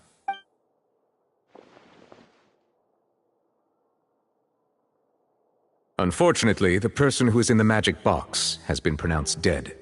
His name was Cowell, one of the assistants in Linny's magic troupe. Apparently, the fireworks on stage ignited the ropes that were suspending the water tank, which then caused the tank to fall onto the stage. As of now, we are still not sure why we found Cowell in the box, rather than the guest from the audience. And after an initial search of the area, the guards have confirmed that the girl is nowhere to be found. It appears that this incident was not merely some mishap with the performance.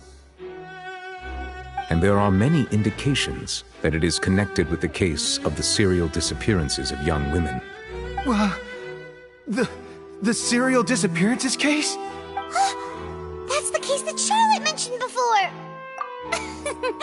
I know the truth. I can see through the whole thing.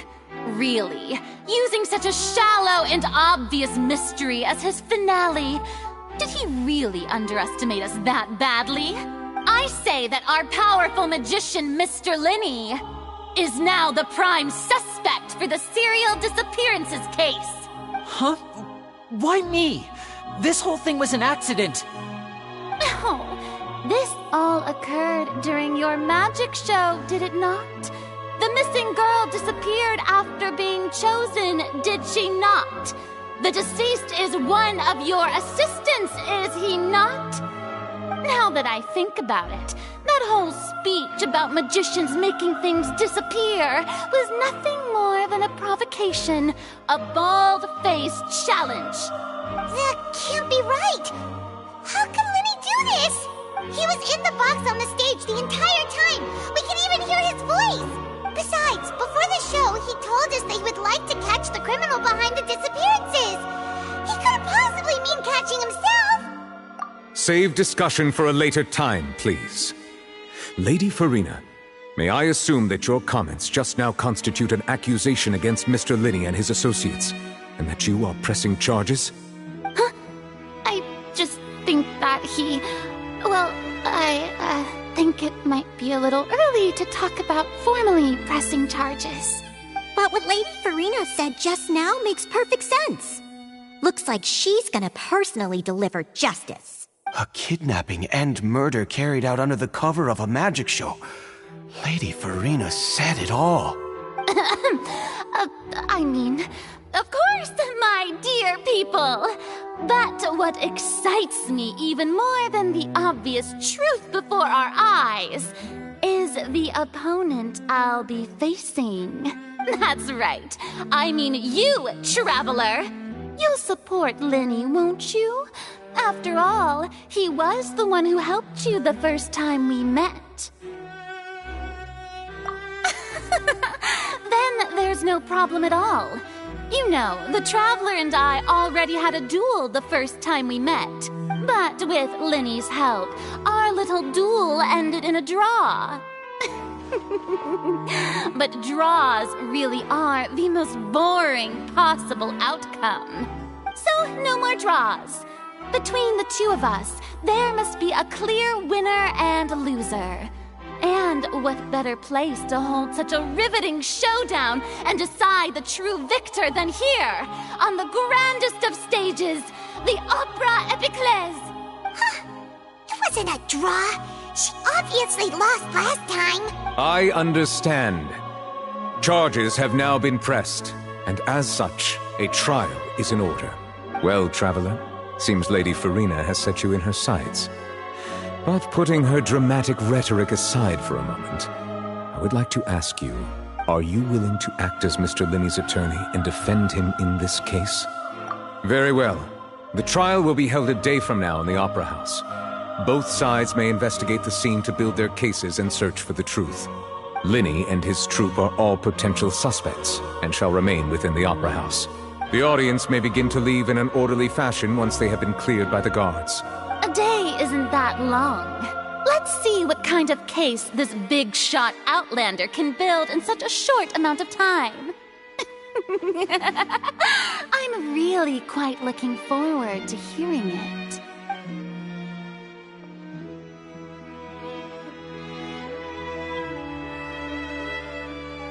Lenny! Sorry about everything that happened just now. Were you frightened? Of course! Who wouldn't be scared after witnessing an accident like that? Yeah, I'm a little shaken up myself. How could this happen? And poor Cal. I know you already claimed that you would defend me, but now it's just us talking. Tell me, do you think I could possibly be the murderer? Good to hear. Thank you so much for trusting me. I'm sure everyone sees me as the biggest suspect at this point. But, if you ask me, the whole thing is mysteries layered upon mysteries, such that all that's left is confusion. I don't know whether what happened there on the stage was purely an accident or not, and I don't know why poor Cal was in the box. As for how that girl chosen from the audience could suddenly disappear, I'm afraid I don't have any answers either. If someone tampered with my performance, then we need to figure out what they did. Even a skilled and knowledgeable magician like myself couldn't pull all that off in just 1 minute. Which is precisely why we need to investigate! As this book says, the impossible could not have happened. Whatever happened must have been that which is possible. Paimon bought them when we were reading at the bookshop in the city earlier. Pretty cool, huh? Don't worry, Paimon used her own savings to buy them. It wasn't from our travel funds. I think they look cute on you, Paimon. You have good case, Lynette! That's the right attitude. Feeling depressed isn't going to help me now. I need to get back to my normal self. But with the guards watching our every move, it's going to be especially difficult for Lynette and I to prove our own innocence. Good thing you agreed to be our attorneys. Thanks for that. We'll be counting on you. Yes, thank you so much. Yeah, just leave it to us. Oh, since we're going to start investigating, Paimon has a question first. Where did Lynette go during the performance? Well, I'm afraid that would involve some of our essential trade secrets as magicians. The secrets behind our magic are past saving, Linny. I suppose you're right. The truth behind our tricks is going to be important evidence that will be weighted during the trial. 'Tis truly a pity. As a magician, our magic show is a work of art. We've poured countless hours and spared no effort in perfecting it. But if revealing our secrets will help you uncover the truth behind what happened, then it will be well worth it. We should go somewhere else if we're going to discuss our magic tricks. We'll go speak with the guards, and in the meantime, you can go investigate the stage and the seating areas. Alright, let's go have a look while the investigation teams are still here. Detective Paimon is on the case!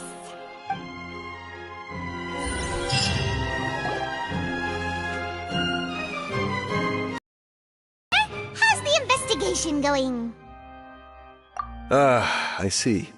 You must be the traveler that Lady Farina mentioned. Listen, I'll be perfectly honest with you. I'd avoid getting mixed up in this whirlpool of a mess if I were you. Huh? What do you mean? Come with me and you'll see. The deceased is one of Linny's assistants, named Cal. Even though he hadn't joined the troupe long, he was hardworking and everyone generally liked him. The assistants are usually in charge of setting up and inspecting the props, as well as assisting with the show and keeping the crowd engaged. As you probably saw when you were in the audience, the water tank suddenly fell and smashed the box with Cowl inside it. This is the real mystery. We've already searched the scene and were unable to find any traces of the girl. However, if you look carefully, the box was positioned directly under the water tank. The ropes holding the tank were then burned by the pyrotechnics on stage, causing them to snap. All these factors lining up so perfectly makes it hard to see this as a mere accident. If anything, the more logical explanation is that the whole incident was intentionally planned, and Linny is the most likely person to have access to all these areas. But he doesn't have a motive! Are you both good friends of his? Well, you can't say we're good friends, but we've known each other for a little while. So in just a short time, he was not only able to win your trust, but even convince you to act as his attorneys. I know there's no such thing as magic. The real trick of a magician is holding the audience in the palm of their hand. I've seen a lot of cases, and I can tell you that people are the least reliable kind of evidence. Sorry, I tend to be pretty straightforward. Just know that I'm warning you for your own good. Anyway, you may investigate the scene of the crime yourselves if you're curious. Who knows, maybe you'll be able to come up with some new evidence.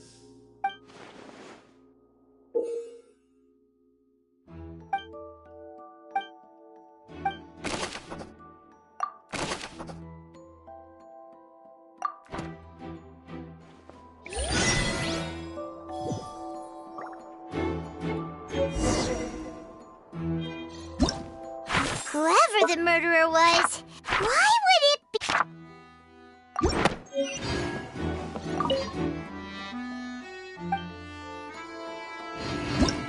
Whoever the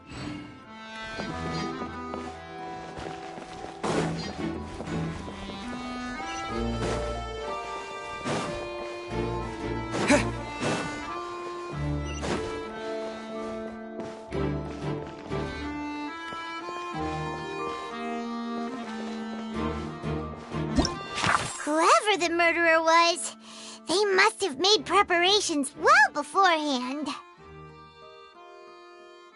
Whoever the murderer was, they must have made preparations well beforehand.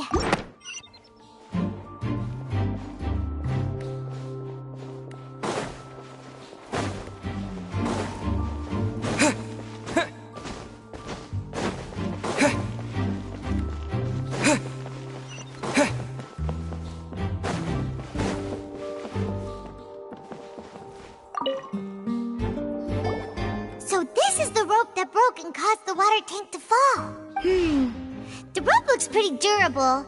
How can it be burned through so quickly by fireworks? Why are you suddenly so serious, Traveler?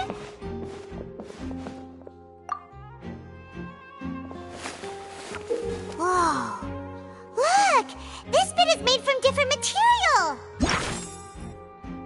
Most of it was burned away, but there's still a little bit of it left. Huh. So if a rope meant to hold something was made with that kind of material in it, then that means... Wait! Paimon should write all this down! Let's take notes!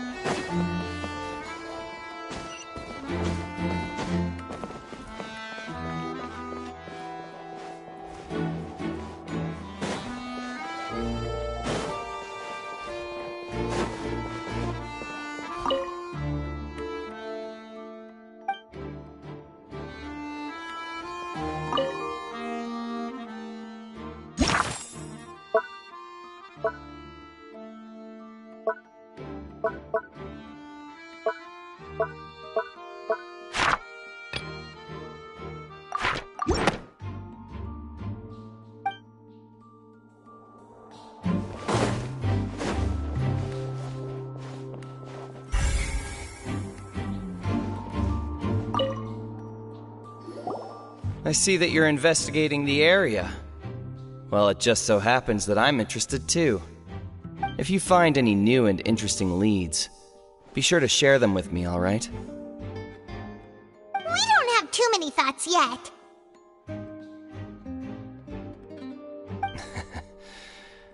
Then why don't I tell you my hypothesis first? The way I see it, it all started with that loud thud. The thud? Oh, you mean the sound that happened during the countdown? Yes, exactly. It wasn't terribly loud, but I suspect that most people heard it. It's just that everyone was awaiting the results of Linny's trick with bated breath, so no one paid it much mind. But now that the incident has happened, the thud has become an important clue. That makes sense. So, what do you make of it? I'm of the opinion that it may have been the sound of Linny's accomplice. Lynette, perhaps. Jumping atop the water tank, or something like that. And when the pyrotechnics went off, she cut the rope, sending the water tank crashing down. But wasn't the noise we heard too loud for that? Perhaps the balance wasn't right, leading to a particularly rough landing. Oh, that's true. I suppose I must reconsider. That does remind Paimon, though. What was with that sound?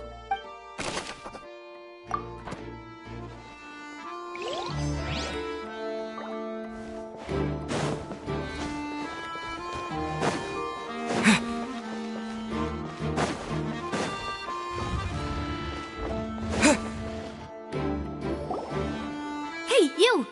Yes, both of you! Over here! I've been keeping an eye on you for a while now. Huh? You mean us? That's right. If I'm not mistaken, you're also among those who wish to cut down the thorns and pursue the truth. No? And by the looks of it, you're not from Fontaine. Well, you're right on the moor about that one, but who are you? Have you never heard of the Spina di Rosula? From mediating disputes and providing protection to solving conundrums, you name it, Spina di Rosula does it. And I, Navia, have the honor of being its renowned president. Though those who play by our rules call me boss. I'm Silver, her attendant. Pleased to meet you. And I'm Melus. Demoiselle's various daily needs and affairs are under my purview. Huh? Boss? Demoiselle? What gives with the names? the second-generation president. Malus and the others are still used to my previous title. My apologies, demoiselle. Should you prefer, boss, I will endeavor to use that instead. No need. You don't have to call me boss. Just Navia is fine. Okay, if you say so. Not that we're members of Spina di Rosula anyway. All merely trifling details. Never mind. Now, back to the situation at hand. That's right. I've always kept an eye on the serial disappearance cases. My interest stems from a matter back from my father's time. Judging from the look of things, I find Linny an unlikely mastermind. Really?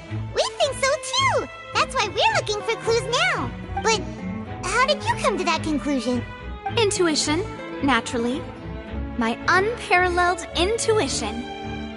Noirceur was quick to point the finger at Linny without any decisive evidence whatsoever, wasn't she? But that's not uncommon for her. If you remember, the Justice had to interrupt her and ask if she was pressing charges just to keep her from getting carried away. Anyway, a trial begins the moment someone levels charges. And, of course, there was no way Farina was going to back down in that situation. Sounds more like you just don't trust the Hydro Archon. Well, what's your opinion? I must admit that she can be interesting at times, but liking her doesn't mean that I'll blindly agree with her. All right, I've answered your question. Now, it's time you answer mine. Wait a minute, did that answer count? Well, I say it does. But don't worry, you won't hear any pointless questions from me. In your opinion, do you think it's right to treat a trial like it's an opera? Well? And why would that be?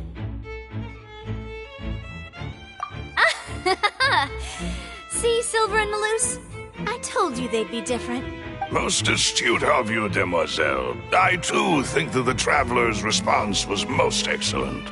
No matter how wonderful the script or how fervent the audience's expectations may be, the trials that go on stage here must be based in fact. And if that can be done, boss, then... All right, that's quite enough, Malus. Anyway, I like your answer. You pass with flying colors. Now, I need to make some preparations, following which our joint investigation shall commence. You two shall be my assistants. Wait! Since when did we become assistants? Well, I can be the assistant, sure. Or your companion, if you like. I'm really not that fussy. That's more like it. Far be it from me to brag, but I believe that Demoiselle's intuition will be instrumental in uncovering the truth. You wish to save a friend from false accusations, and we wish to unravel the disappearances. In this sense, our goals are aligned. You have a point. You're quite the talker, aren't you, mister? And what about you over there? What do you think? You seem like you've got something on your mind. I have nothing to add. Oh, alrighty then. We'll be making some preparations first. Just be sure to let us know if they start revealing Linny's tricks. Thanks!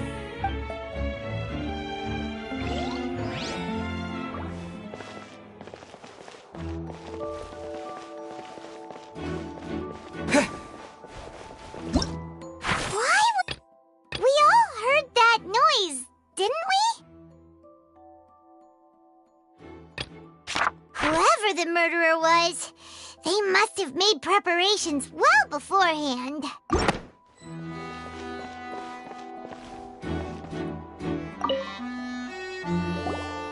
Sorry, but no one can freely enter or exit the Opera House at the moment. If you wish to leave, you must register your identity with us first. No, we're not leaving. We're representing Linny and Lynette as attorneys, so we're investigating the case. Were you always guarding this entrance? Yes. After the Chief Justice gave the order, everyone coming in or out must undergo a strict inspection. So, the missing girl couldn't have left from here. At least, not from that point on. I doubt there was much opportunity then, either. How can you be so sure, Well, because I was in charge of security near the entrance at that time. I couldn't see Linny's performance from here, which was quite a shame. Just my luck. But still, I did not abandon my post, and I stayed put no matter how loud the applause was. If someone had so much as even approached the door, I would have noticed it, let alone if they had tried to leave. We Melazines are good at that sort of thing, you know. So, it's safe to say the girl couldn't have left through here. Alright, thank you for your help. This will be useful info.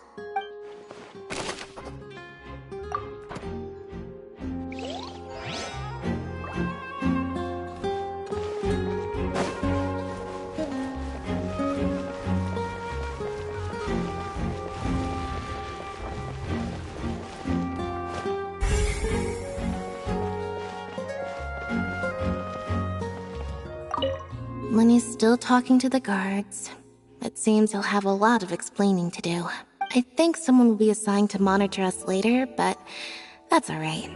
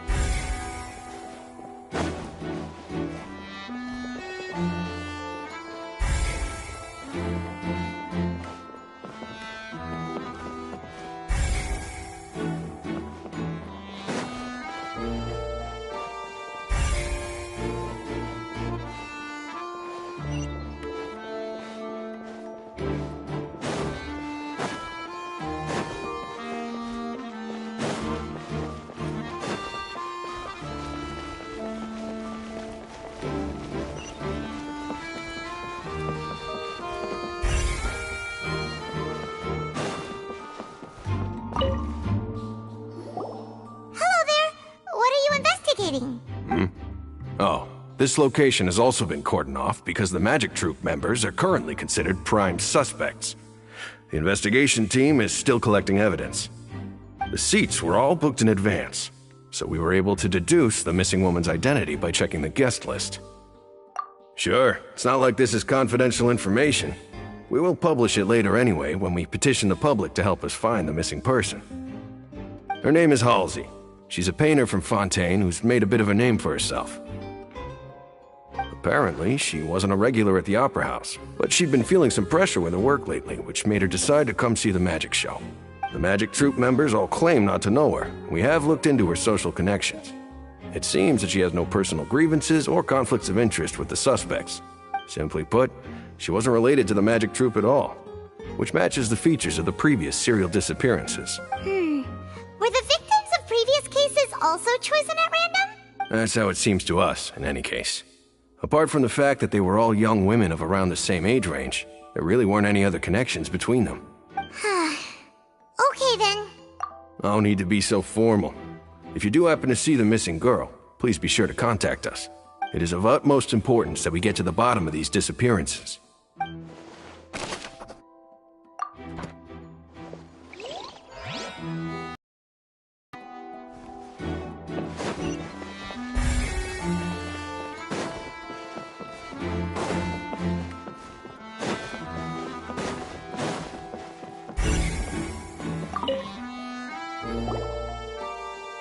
The investigation team has some new findings. Turns out there's an issue with the random number selector after all.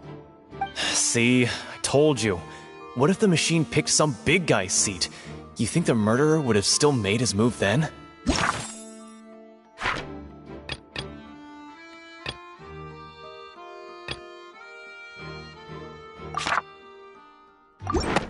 to interrupt, but we're helping Linny and Lynette with their side of the investigation. What were you saying about the number selector? There's something wrong with it? You're trying to help them? That'll be a tall order. Linny used the machine to pick a random member of the audience during his performance, right? The lucky girl that later disappeared. Well, we thought there might be a serious problem with the machine, so we had it taken away for further inspection. It turns out that the seat number it picked wasn't random at all. The machine picks that same number every time. I'm sure you already know that you have to make a reservation in advance to get a seat, regardless of whether it's a trial or some performance. In other words, Linny knew who would be sitting where from the very beginning. That much checks out. Linny reserved our seats for us, too. Bet you see why I was saying it'd be tough to make a case for Linny. Even though it's bad for Linny's case, Paimon had better write it down.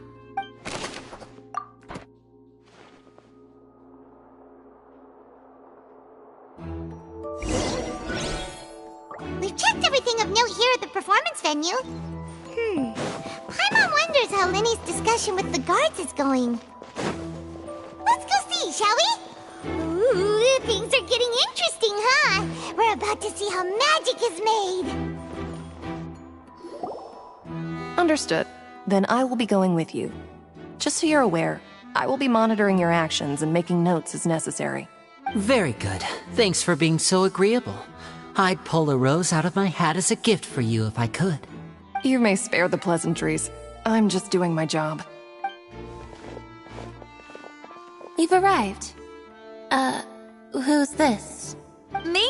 I'm Spina di Rosula's guardian angel. If you've got a problem, I've got the firepower. Sorry, I got a little carried away there. Call me Navia. I'm a partner of theirs, and will be helping investigate this whole situation. And these are my companions. Would you mind if they join as well? Fine by me. Oh, new helpers? I would be most grateful. Well, let's just say we're tagging along. It's not every day you get to see the secrets behind magic performed on such a large scale.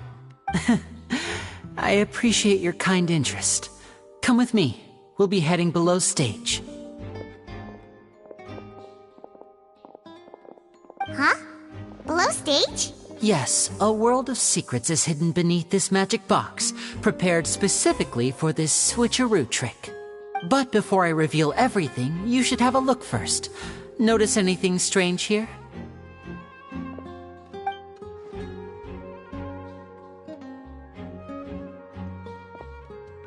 I'm not trying to be dramatic. Remembering the details of a trick will help you understand the methods used to perform it more easily. Huh. Weren't there balloons and other decorations here? Where did all that go? Ah, good eye. That said, you're still far from discovering the answer. The back? You mean the inside of the door? What's different about it? Paimon didn't notice anything. Very good indeed. I thought you might not be able to catch that, given that you were sitting in the first row. The back of this door was patterned. Those patterns are now gone, replaced by a smooth wooden board. So, if you put 2 and 2 together, what do you get? Exactly. All right, let's go. I'll tell you how it works as we head down.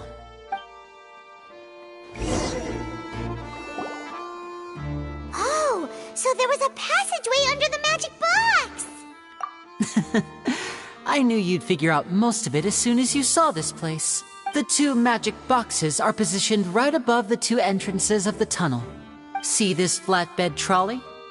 The box with the lucky audience member in it would be shuttled over to the other side using the trolley. This trolley can raise and lower and even rotate, ensuring that the box will face in the right direction. I see. So that's the purpose of the box inside another box. Precisely.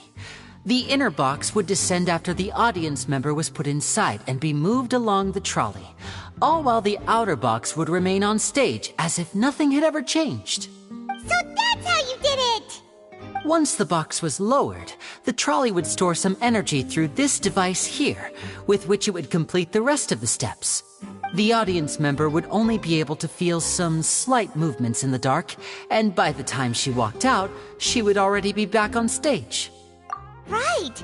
You were talking that whole time, and you even came out for a moment near the end! Ah, yes. A phonograph operated by Lynette was used to achieve that effect. My assistant and I had already scripted our conversation beforehand. When the countdown began, I had already gone to the opposite box via a tunnel using that ladder. And what about Lynette? Where was she? I was in the mezzanine space in the back of the box. Oh, interesting! Interesting! That's how we were able to coordinate Linny's lines with the assistant. And, by the way, I was the one who walked out of the box at the end. I mean, we are twins. All it takes is a change of clothes and no one can tell who's who. And that's my favorite part of this trick. Only Lynette and I can perform it. So that's how it all worked! Wow, every detail you revealed was more amazing than the last! Lynette would briefly walk out of the box and then go back in, jumping into the tunnel and escaping before the box on the trolley could finish ascending. And then I walk out of the other box in the audience area, and the trick would be complete. The operative word here being would. But as you saw, Cal was in the box, not our audience member. She, on the other hand, mysteriously vanished. We really don't know how that happened. If not for that interlude, this would have been an astonishing trick. I probably never would have figured out how you pulled it off. And yet, to think that someone was able to use this magic trick to commit a crime. Could we have a look around? I think we can come up with some more leads. This is the scene of the crime, so Linny and Lynette are not permitted to stay here. I'll escort them back up. Yes, of course. No need to be so strict now. I won't disappear into thin air, you know. Thanks, everyone. We're counting on you.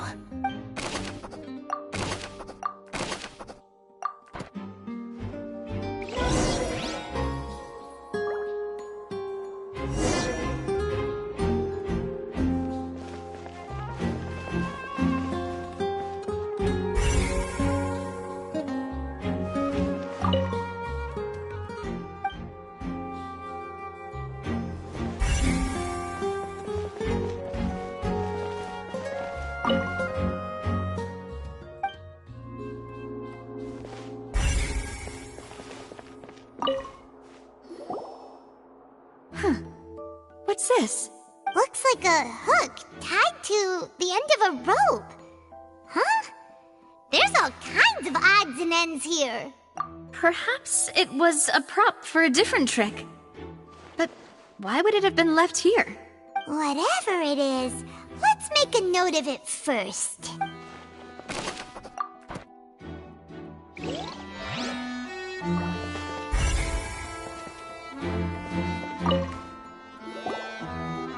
The floor is wet. Please be careful not to slip.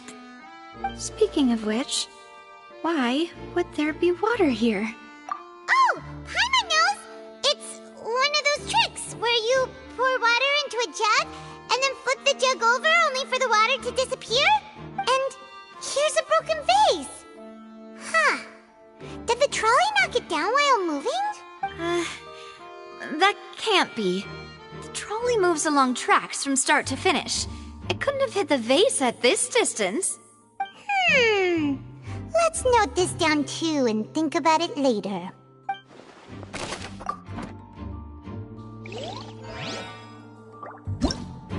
Why would it be the pendant? Well, there was no chance Paimon could have seen that the box had 2 layers. What? We all heard that noise, didn't we? Oh, these are the clothes that the lady chosen from the audience was wearing, right? Her clothes are here, but she's nowhere to be found. Right. And do you really need to do that if you're kidnapping them? Ugh, this is so confusing. Paimon doesn't want to be a detective anymore.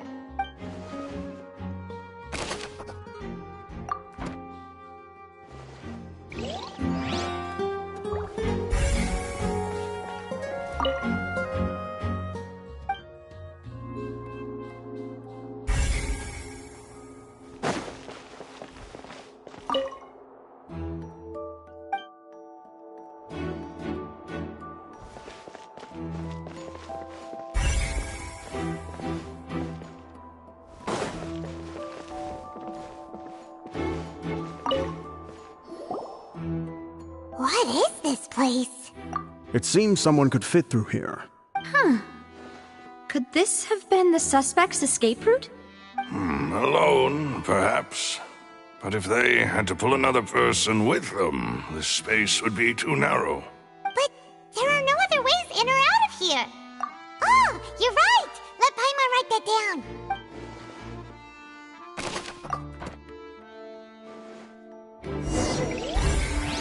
Seems we're just about done investigating down.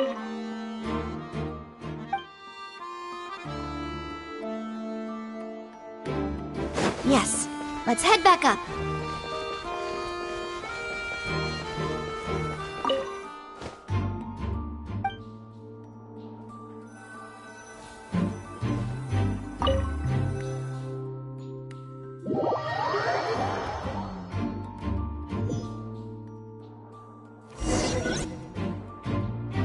Well, we've ascertained the state of the crime scene.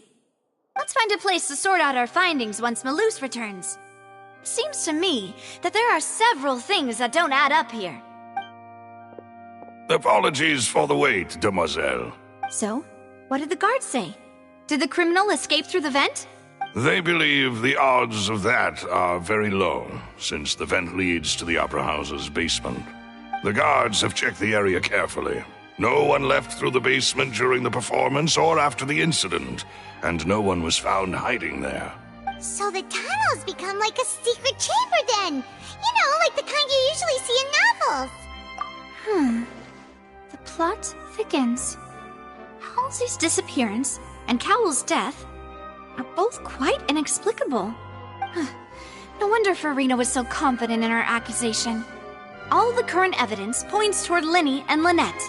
In other words, the charges are very likely to be upheld unless we make some considerable progress. Charges and then trial. So if the charges are upheld, they'll announce a sentence? That's right. This is how a trial goes in the Opera House. During the proceedings, the Chief Justice and the Oratrice will hear statements from both sides. That's right. This is how indemnitium is produced. The statements from both sides, the defenses from attorneys, witness testimonies, and even the audience's emotions will all be projected on the Oratrice. To put it simply, it's as if the Oratrice has its own will, and is a judge in its own right. This also precludes any kind of favoritism on the part of the Chief Justice. And not that this has ever happened anyway. Once both sides have finished speaking, the Chief Justice will make his final decision. This, too, will be used by the Oratrice as a reference. Then, finally, the Oratrice will be consulted by officials. The result it returns is the will of justice itself. Huh? So that machine is the one that actually decides? Paimon thought Novelet called the shots. In practice, there is very little difference. Both have always come to the same judgment. Which is why people have great faith in the Chief Justice. Yes, the guards also asked me to convey that none of us will be allowed to leave this place before the trial. Huh? Why? Because we've chosen to act as the twins' proxies. That makes us persons related to the case. They're concerned that we might be colluding with outside parties, or that we might find outside help to disrupt the case. And even if that were not so, it could prove problematic if we happen to spread key information about the case ahead of time. I'm ready to break out at any time. Whoa! There's no need for that! Paimon thinks they have a point. That said, are they providing food? Of course. I just hope you don't mind the lack of options. I'm afraid that catering to all tastes is not in the cards, nor is any guarantee of balanced nutrition. In that case, let's just sort out our findings together here. Pity. I was hoping to take you to try some of Fontaine's famous desserts, too. I mean, what better way to properly think through our findings than over some tea and sweets? Huh. Breaking out suddenly doesn't seem like such a bad idea after all. Just kidding! Paimon will still do her best, even if there are no snacks. What do you mean, no snacks? Of course we'll have snacks. If we cannot buy some, then we'll simply make some. Huh? Here? But how? Understood, demoiselle. Everyone, please come with me.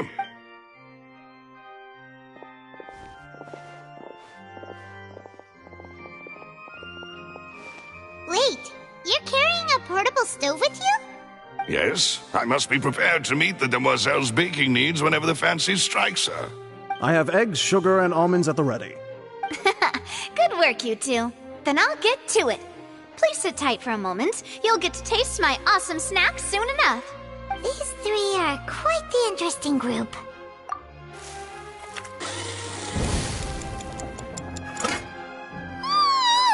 And Paimon thought it smelled good while it was still in the oven!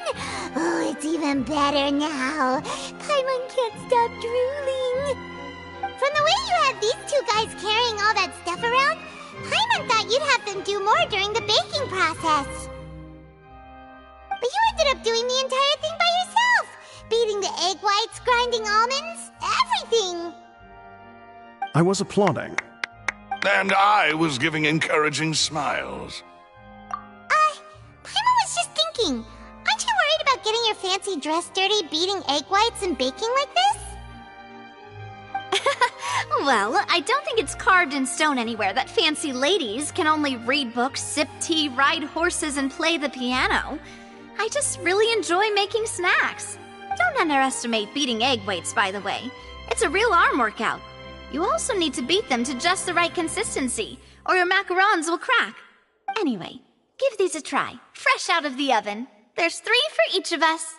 Only 3? Well, eating too many sweet treats might send all that sugar to your head. You wouldn't be able to think clearly about the case on a sugar rush, would you? Tea is ready to be served as well. This is Demoiselle's favorite, strong black tea with a floral fragrance that clears the mind and lifts the spirit. No need for concern. I'm merely doing as I should.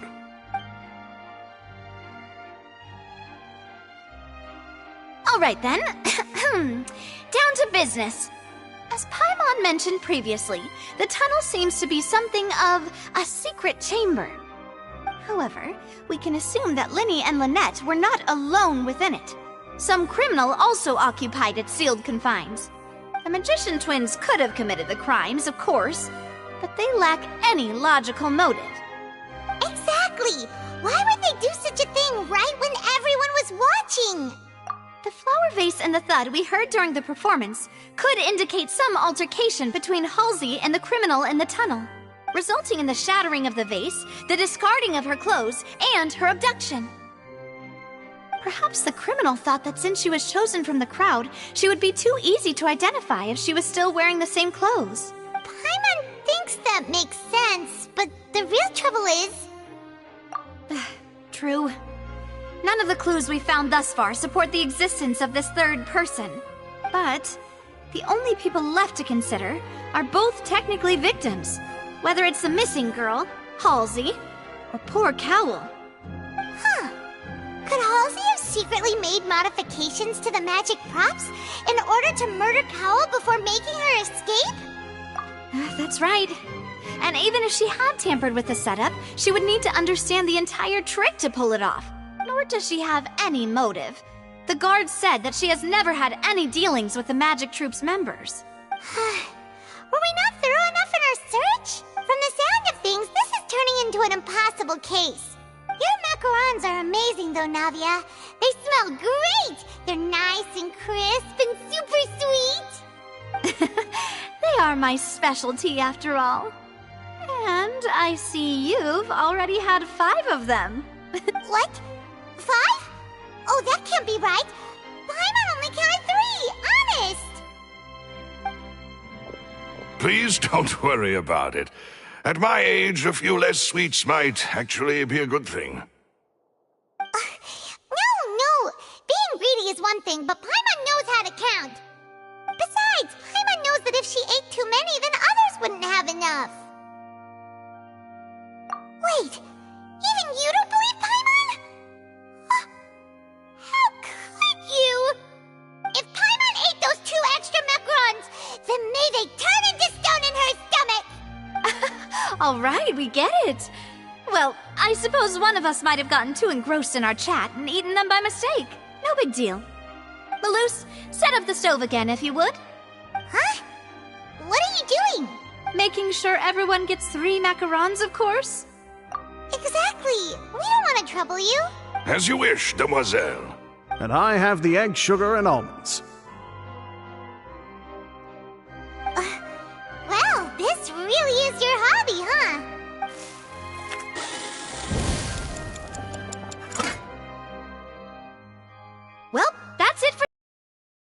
going to have another look around the area. I don't know what we're looking for yet, but we've still got some time. As attorneys, I suggest the two of you think the case over again. It would be awkward if you got all tongue-tied on stage during the trial. Alright, thanks for your help, and for the snacks. It was nothing. A small task for the Spina di Rosula. Silver, Malus, it's time to go. I'll be back if I find anything new.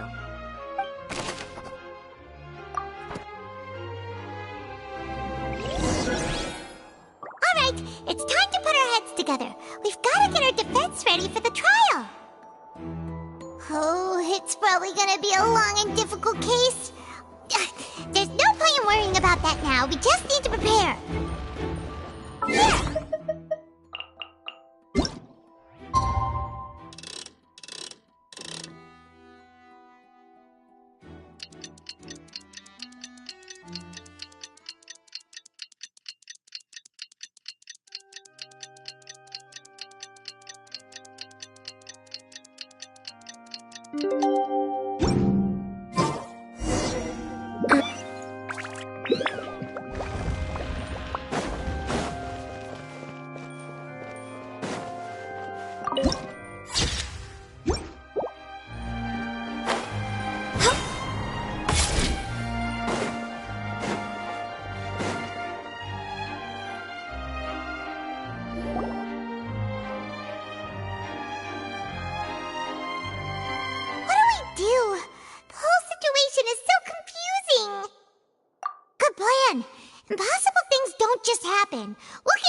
One way or another.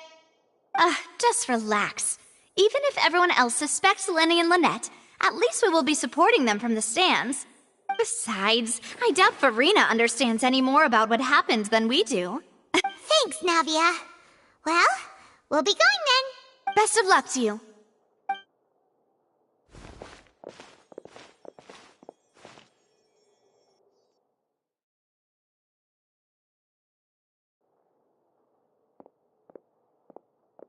Ah, finally, you're back.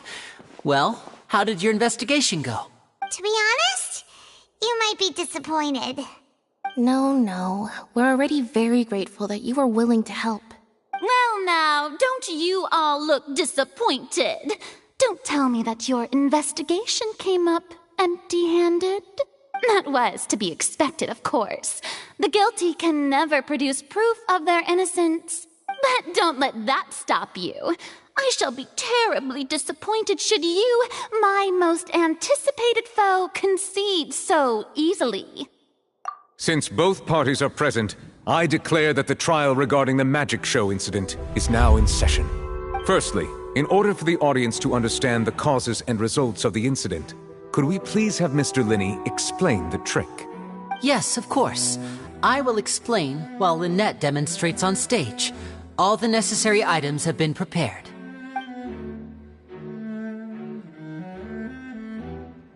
Thank you, Mr. Linney. In that case, I take your statement to be that you ran to and remained hidden within the magic box in the audience stands once the trick began, and thus could not have committed the crime. Is this correct?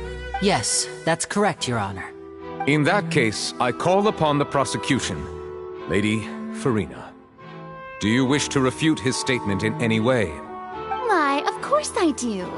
Allow me to take the first shot and break this case wide open. Mr. Linney is clearly lying. There is no way you could have been in the box the whole time if you were to abduct Halsey and murder Cowell. In fact, I'd say you were hardly in that tunnel at all. That is simply your hypothesis based on the presumption that I'm guilty. Oh, is that so? And if I may ask, what did you hear while you were inside your box? The roaring countdown of the crowd, of course. That's how I kept track of the time and built anticipation for the finale. And you didn't hear anything else at all? Nothing that might leave an impression of any kind? No, nothing.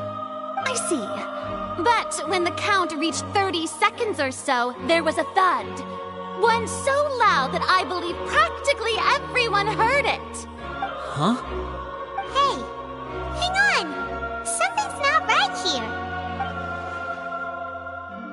Yeah, I'm sure he could have heard a noise that loud from inside the box. I was right by the box, and I definitely heard the thud. Look at those scales. Could those mean...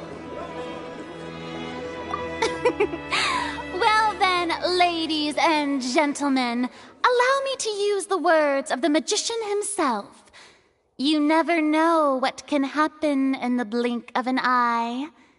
Indeed, it seems his alibi can also collapse in the blink of an eye. Of course, I have armed myself to do far more than smash your alibi. Confidence cannot go unfounded, and my foundations are rock solid. Tell me, aren't you and Lynette actually from the House of the Hearth? The House of the Hearth? No wonder they did something like this. So the serial disappearances were the Fatui's doing. Now it all makes sense. I've got a feeling that what happened on stage probably wasn't just an accident. That's irrelevant. Our identities have nothing to do with what happened. Indeed. Then perhaps you could tell us everything that happened during that 1 minute. Your first priority is to prove yourself innocent after all. I'm sure there is little that needs to be kept secret now. Unless your script already has holes in it. The Outlander is speechless. My, oh my, don't they look flabbergasted? Now comes the infighting and discord, I suppose. This was almost too easy. Oh, good thing I made all those preparations. Seems the all-nighter I pulled last night is really paying off. Hey, Linny, why didn't you tell us this before? Order! Order! Mr. Linney, allow me to re-establish the facts. Lady Farina has raised 2 points. First, when the thud was heard in the Opera House, you were neither in the box nor the tunnel. Second, you and Ms. Lynette are both members of the House of the Hearth. Are these claims true?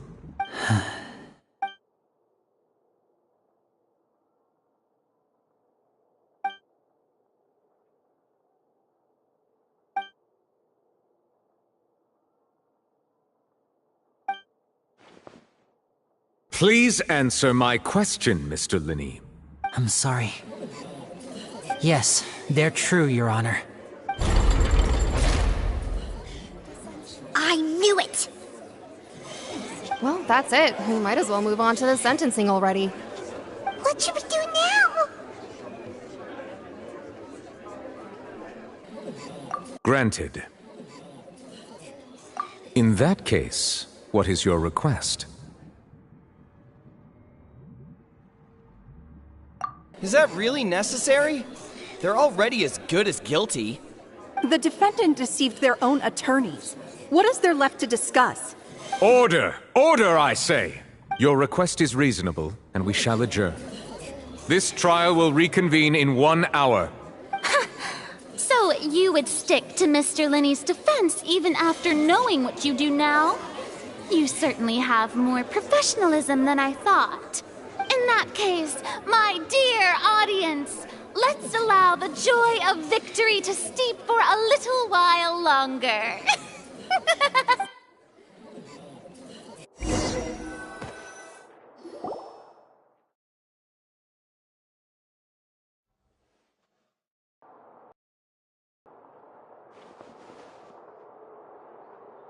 Well, this is awkward.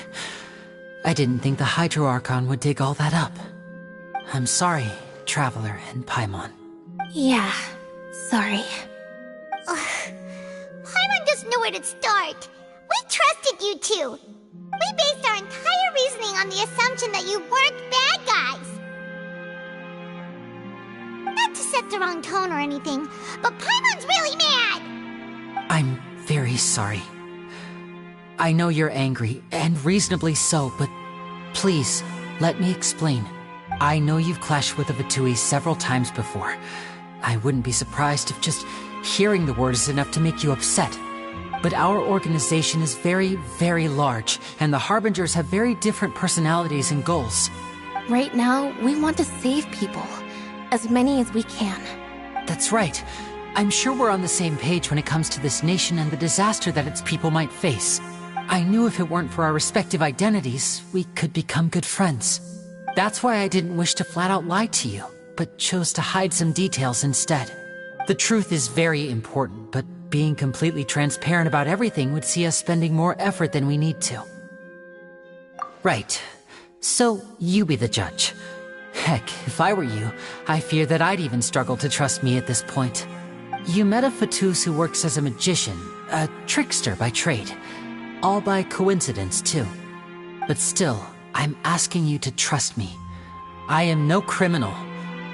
At least, not in this case. Sorry. Please forgive us.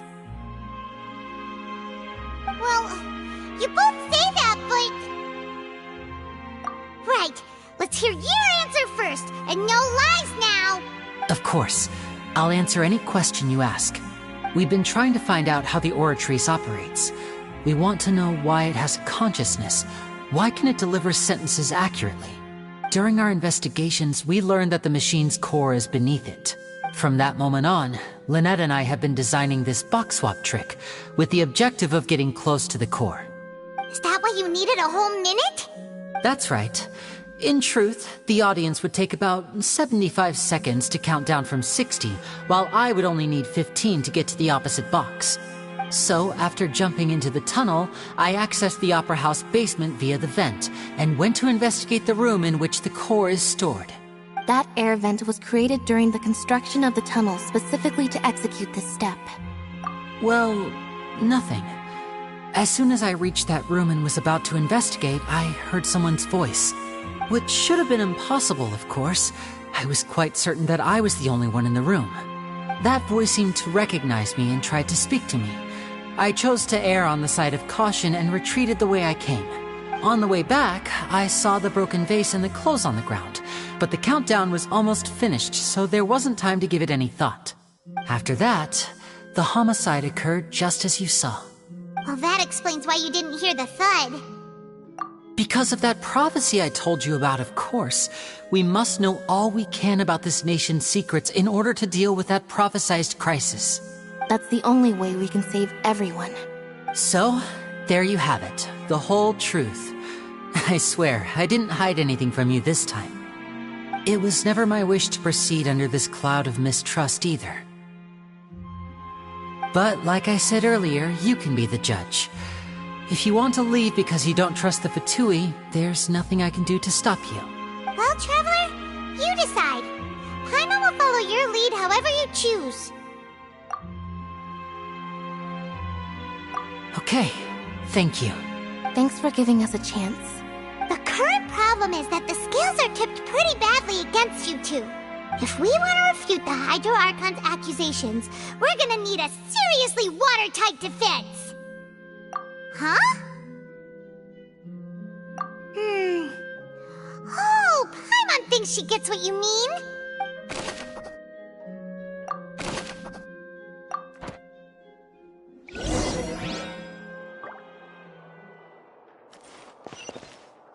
We're way behind schedule.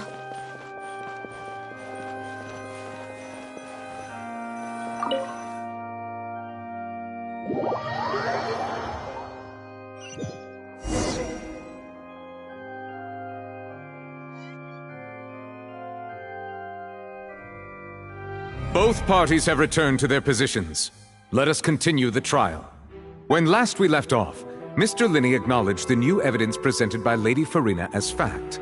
Therefore, Lady Farina may continue stating her reconstruction of the events. Ugh, that took long enough. Now then, if everyone would lend me their attention.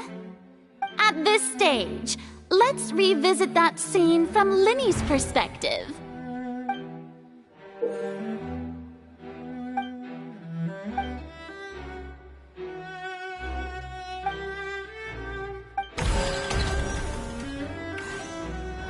As the countdown began, he entered the tunnel. When the flatbed trolley passed, he opened the box and got into an altercation with Halsey, which caused the loud thud. He did not realize that this sound could be heard by everyone in the opera house, which is why he claimed earlier that he could not hear the sound. Finally, he used the vase to knock her out, before making her change clothes to prevent others from recognizing her. At this time, Cowell arrived in the tunnel, having heard that strange noise, and caught Linny red-handed. So Linny proceeded to knock him out too before stuffing him into that box. Afterward, Linny passed the unconscious Halsey to his accomplice through the magic box in the audience stands, before operating the devices such that Cowell's death would be ruled an accident. And there you have it. That's the truth behind what happened. Does the defendant's side have any objections to Lady Farina's description of the events? The key to refuting Lady Farina is the order of events, what Linny experienced, and what he saw.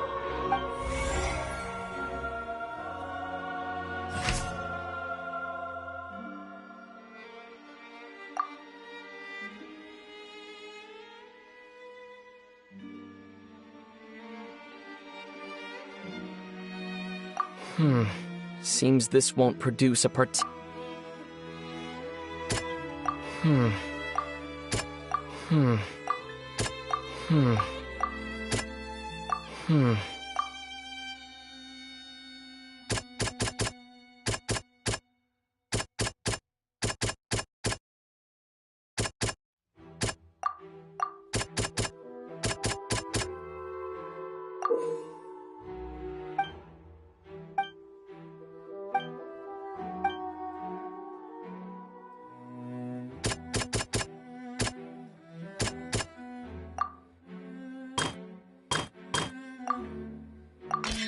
According to Linny, he left via the vent after entering the tunnel. He couldn't have had that altercation with Halsey.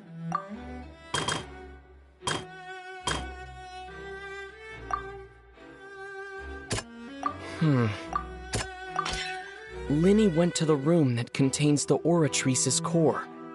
This is the actual truth.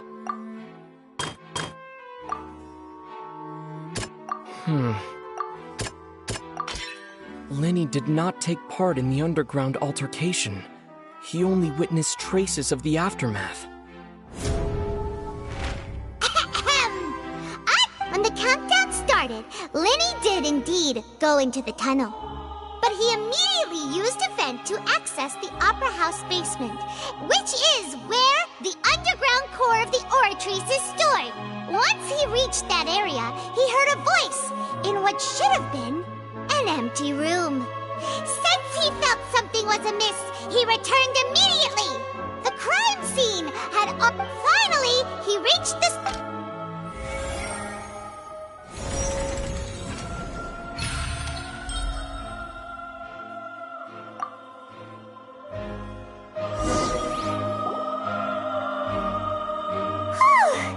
Paimon did it! Paimon actually managed to say all that! Wasn't it awesome? In other words, you believe that he knew nothing of the incident? That's right! My reasoning?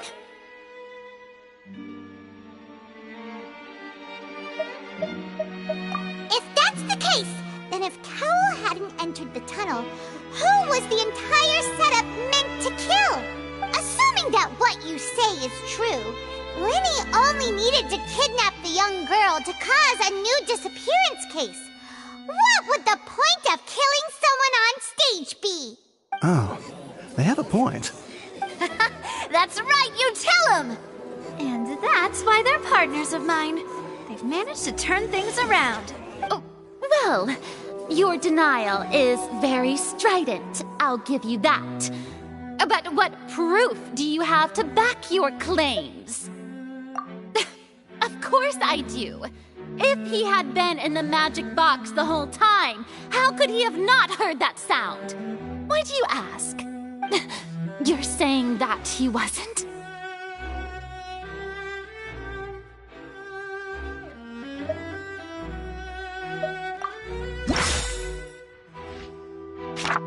Are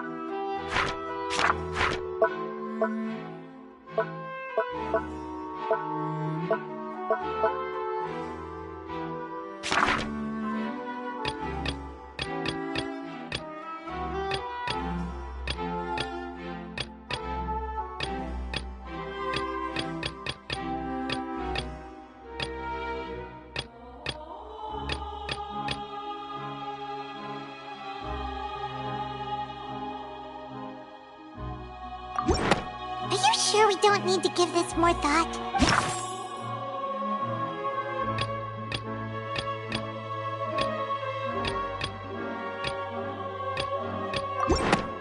That's right!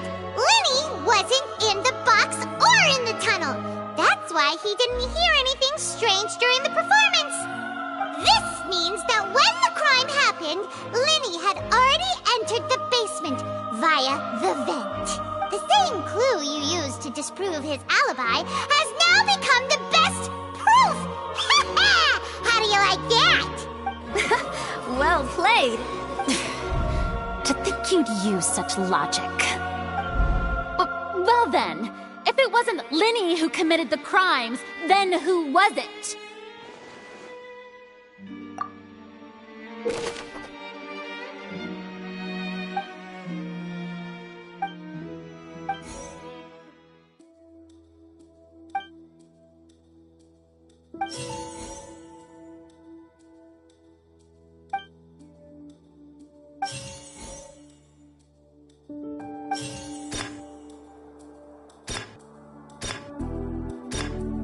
The deceased's name is Cowell, Linny's assistant.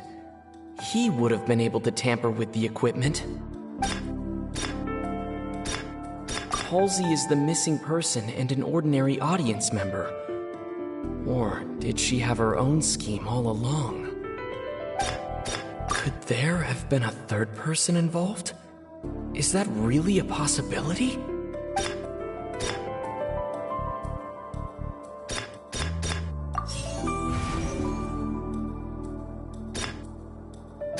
Halsey is the missing person. The deceased's name is Cowell.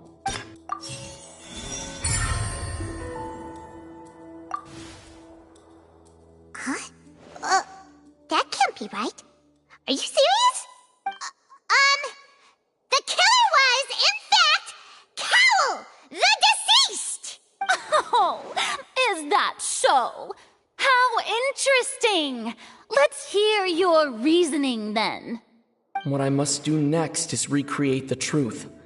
What Cowell did, and how he went from would-be perpetrator to victim. No one entered or left the Opera House through its entrances. So where would the criminal have wanted to take Halsey?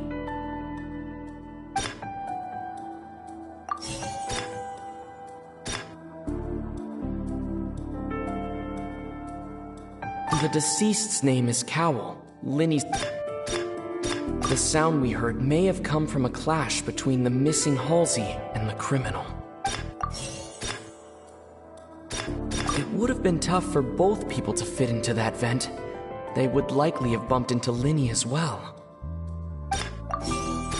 Linny was not in the tunnel at that moment.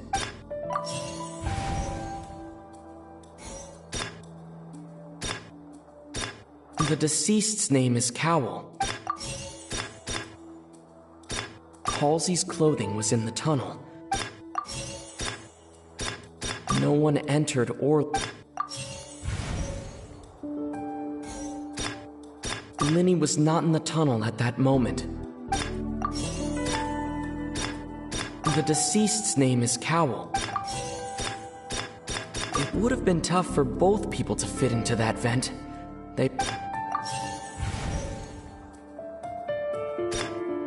Halsey's clothing was in the tunnel.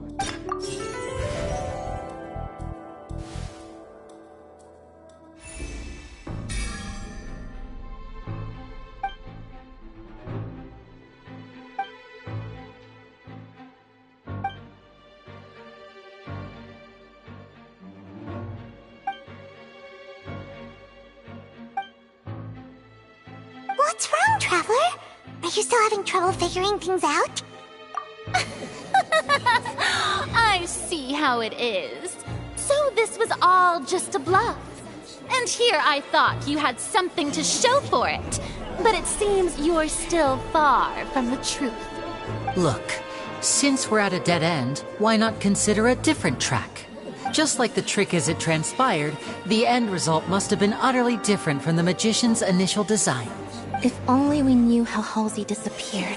Well, that would be nice, but the tunnel only has 3 exits, and none of them seem very likely. And it's not like this is a magic trick where you can just make a real live person disappear. You know, like you did from that water tank, Lynette. Excuse my interruption, dear opponents, but do you not see that the crowd is growing impatient? There is no greater sin in this opera house than an awkward delay in the performance.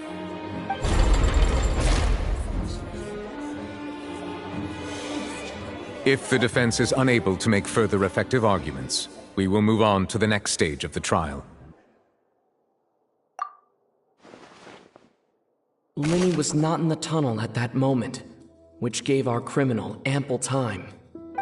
The sound we heard may have come from a clash between the missing Halsey and the criminal. The deceased's name is Cowell, Linny's assistant.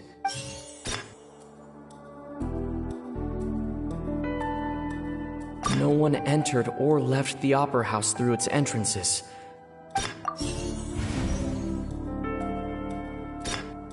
The vase was not broken by chance.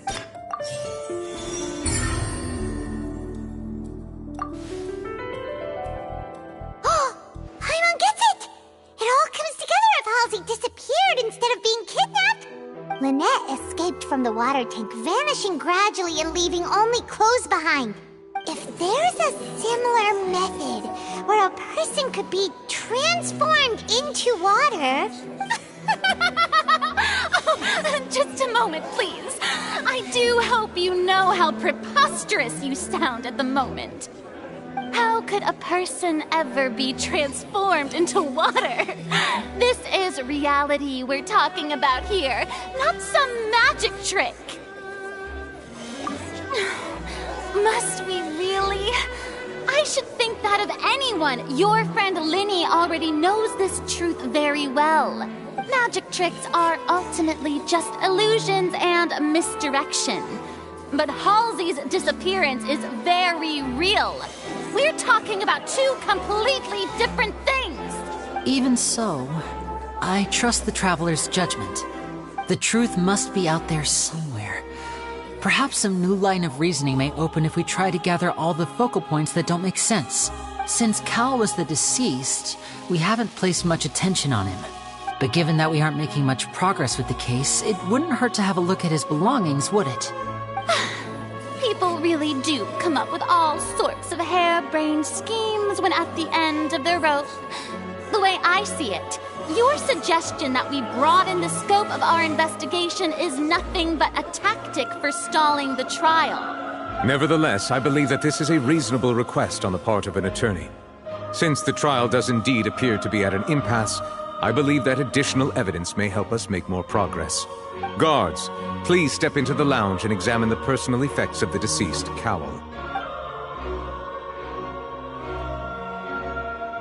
We are still examining the items, but we have already made critical progress that we feel must be shared with everyone post-haste. We discovered several test tubes of fluid within Cowell's baggage, each labeled separately. The notebook in his backpack claims that these fluids are... water from the primordial sea. The primordial sea? The note's contents also indicate that Cowell belonged to an organization that sells illegal drugs and that he had an accomplice.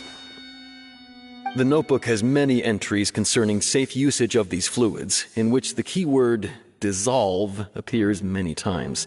One of these tubes was labeled Opera Epiclese, along with yesterday's date. It is empty.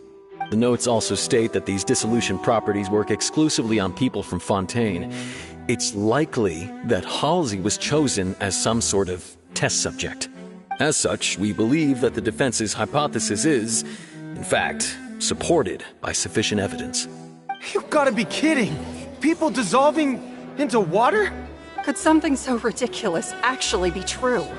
Wait a moment. This reminds me of a certain prophecy, but it's just a coincidence, isn't it? Huh. If people can become water, does that mean that the water tank's real use was as a means to hide water stains? And if Cowl was targeting that girl... Wait just a minute. Could that mean... You two, with me, quick! Demoiselle, wait! What about your partners? Let's go. Just trust me. Order! Order! It is undeniable that further examination of the deceased's personal effects has yielded some surprising results, but we cannot yet verify the veracity of these clues. Still, let us assume that these clues are indeed authentic, albeit with the understanding that Ms. Halsey has yet to be found. Guards, please continue examining the items along these lines. Mr. Linney, it appears your hypothesis is supported by the evidence, so please continue speaking. Of course. Thank you, Your Honor. If we uphold this hypothesis, I believe that many of this case's seemingly unrelated clues can be connected together. Right! Like the metal hook! That one didn't make sense at all. Let's think about this. Cowell's methods must have something to do with water from the primordial sea.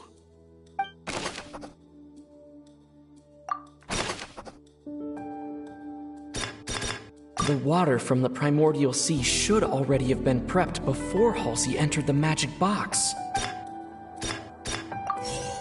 Now it seems like the deceased's name is Cowell, Linney's assistant. The rope that held the water...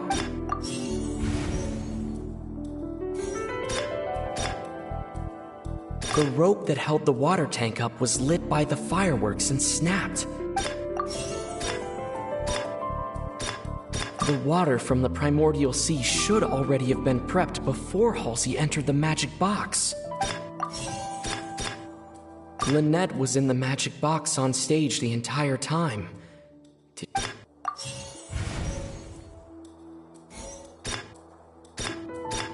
Lynette was in the magic box on stage the entire time. The deceased's name is Cowell. I remember there was something else. The deceased's name is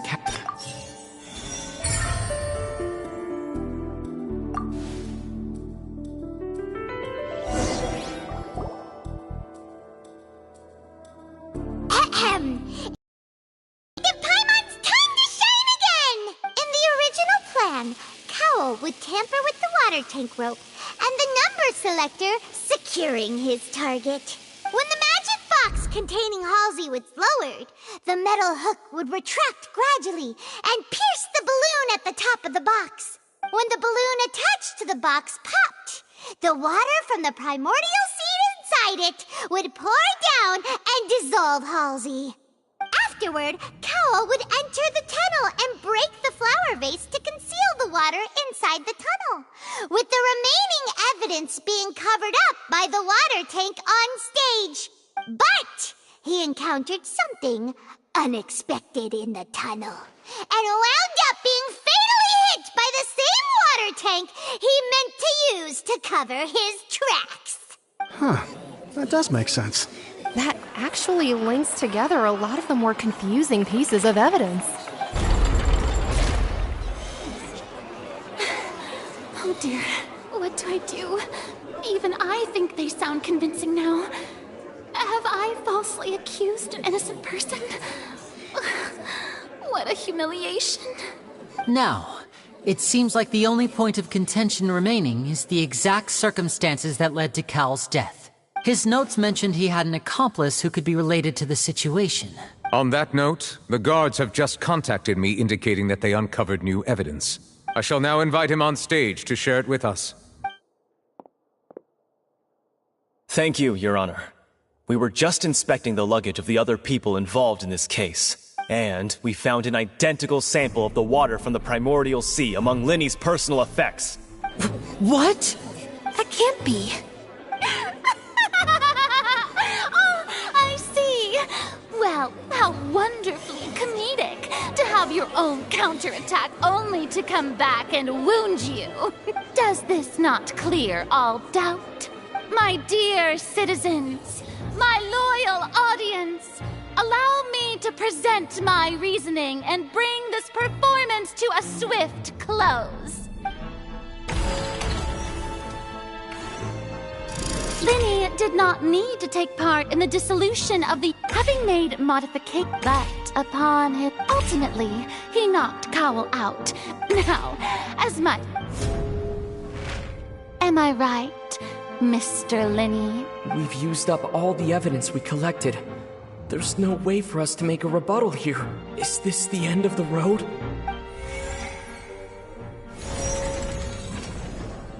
Oh no! Paimon can't think of anything either. It doesn't look like there's any way around this.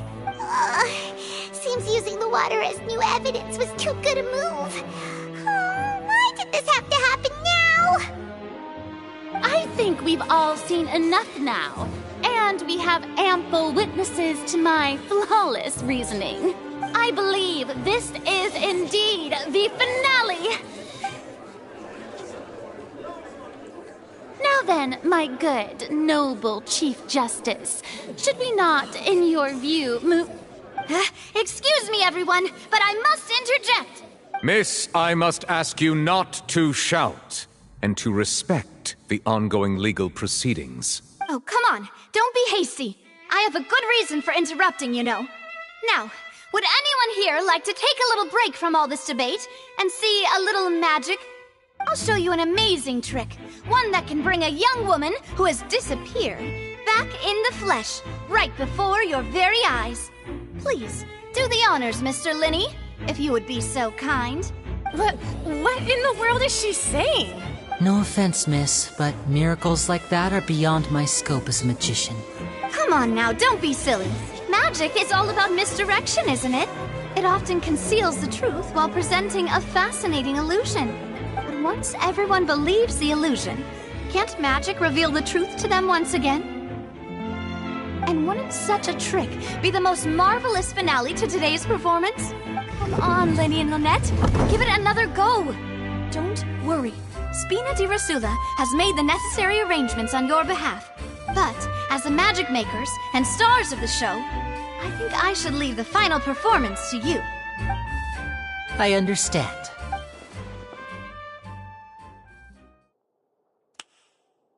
And voila!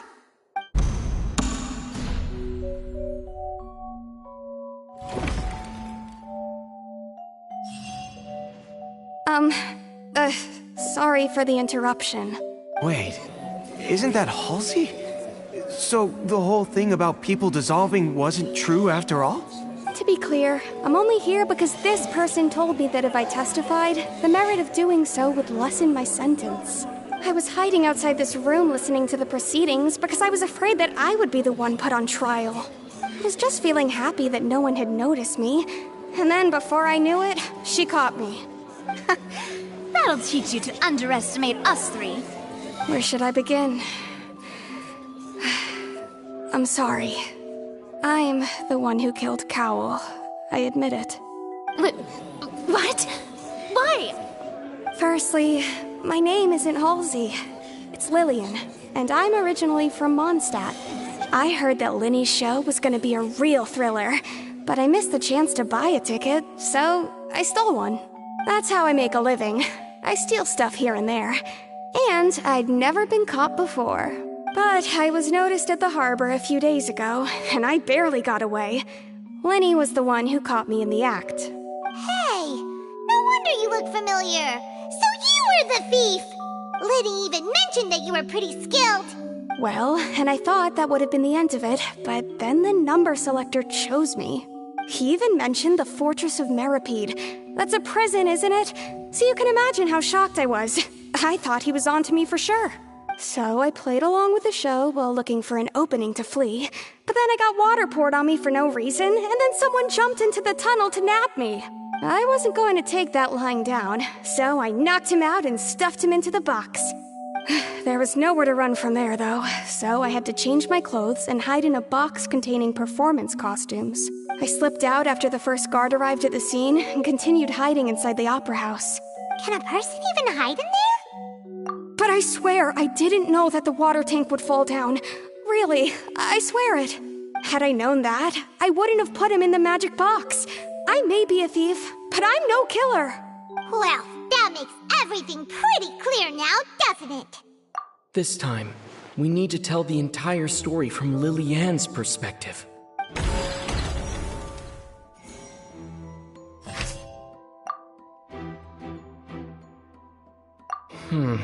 Seems this won't...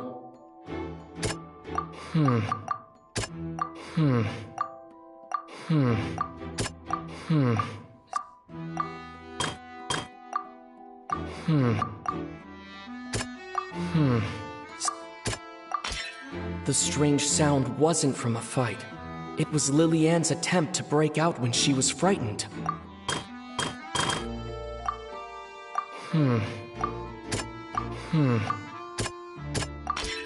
The flower vase was not broken to cover anything up, but was smashed during the struggle between Lily-Ann and Cowell.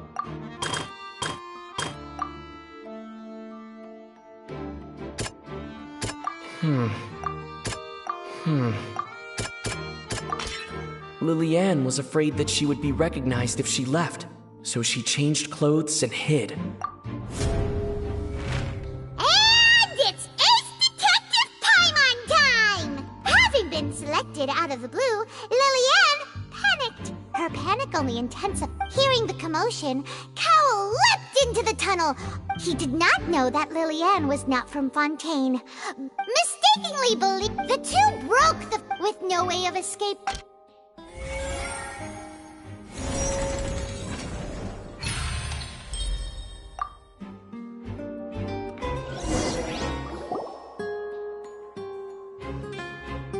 She knew that she would have to go through guard inspection if she tried to leave afterward. She had already become desperately hungry by the time we were chatting over macarons. So, she swiped 2 of them right under our noses.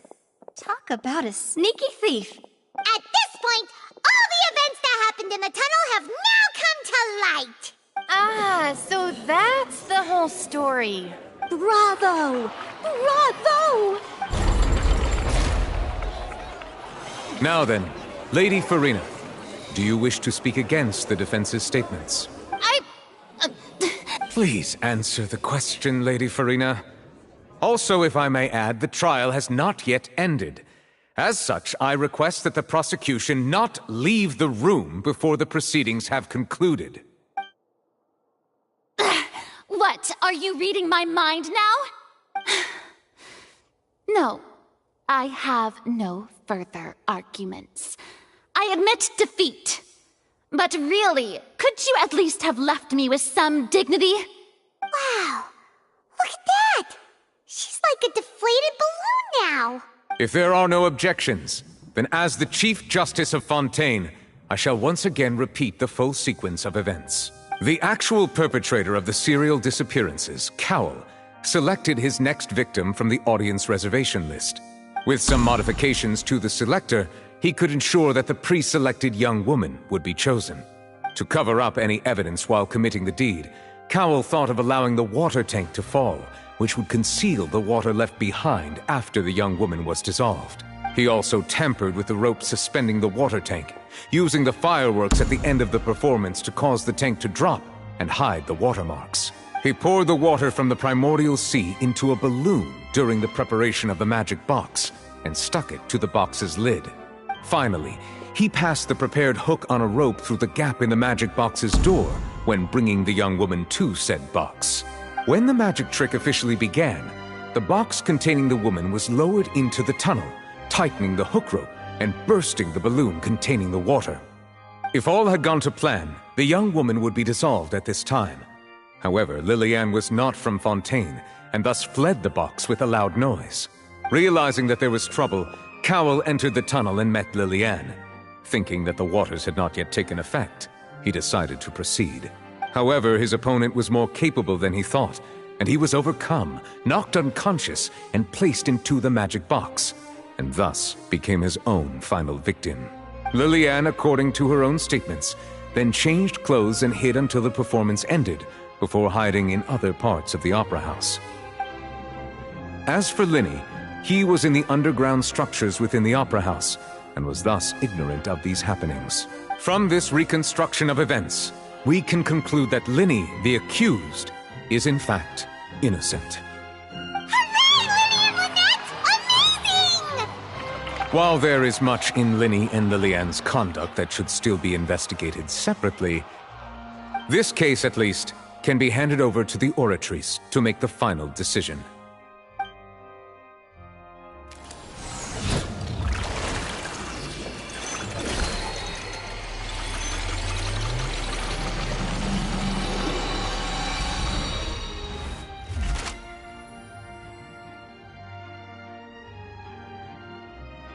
As such, Linny and Lynette are officially declared not guilty.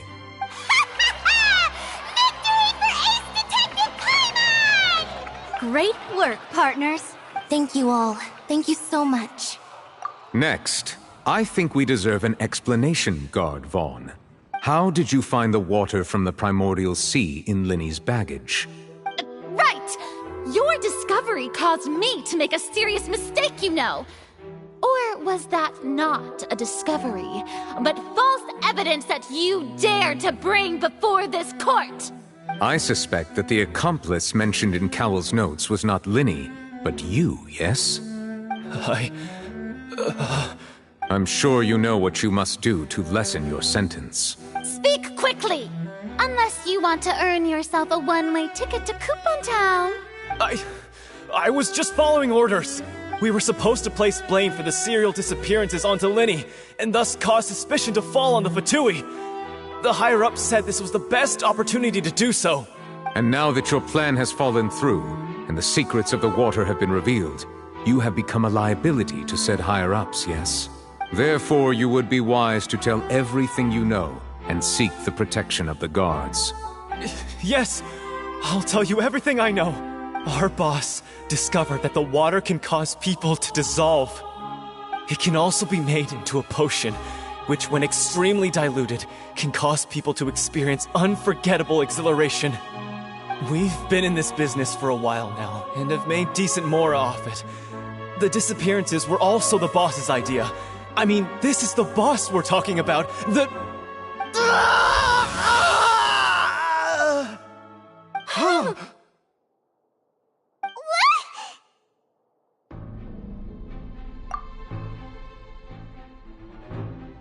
And now he can no longer talk. Such ruthlessness. I shouldn't have expected any less of them. An outrageous act. All present, please submit to inspection immediately.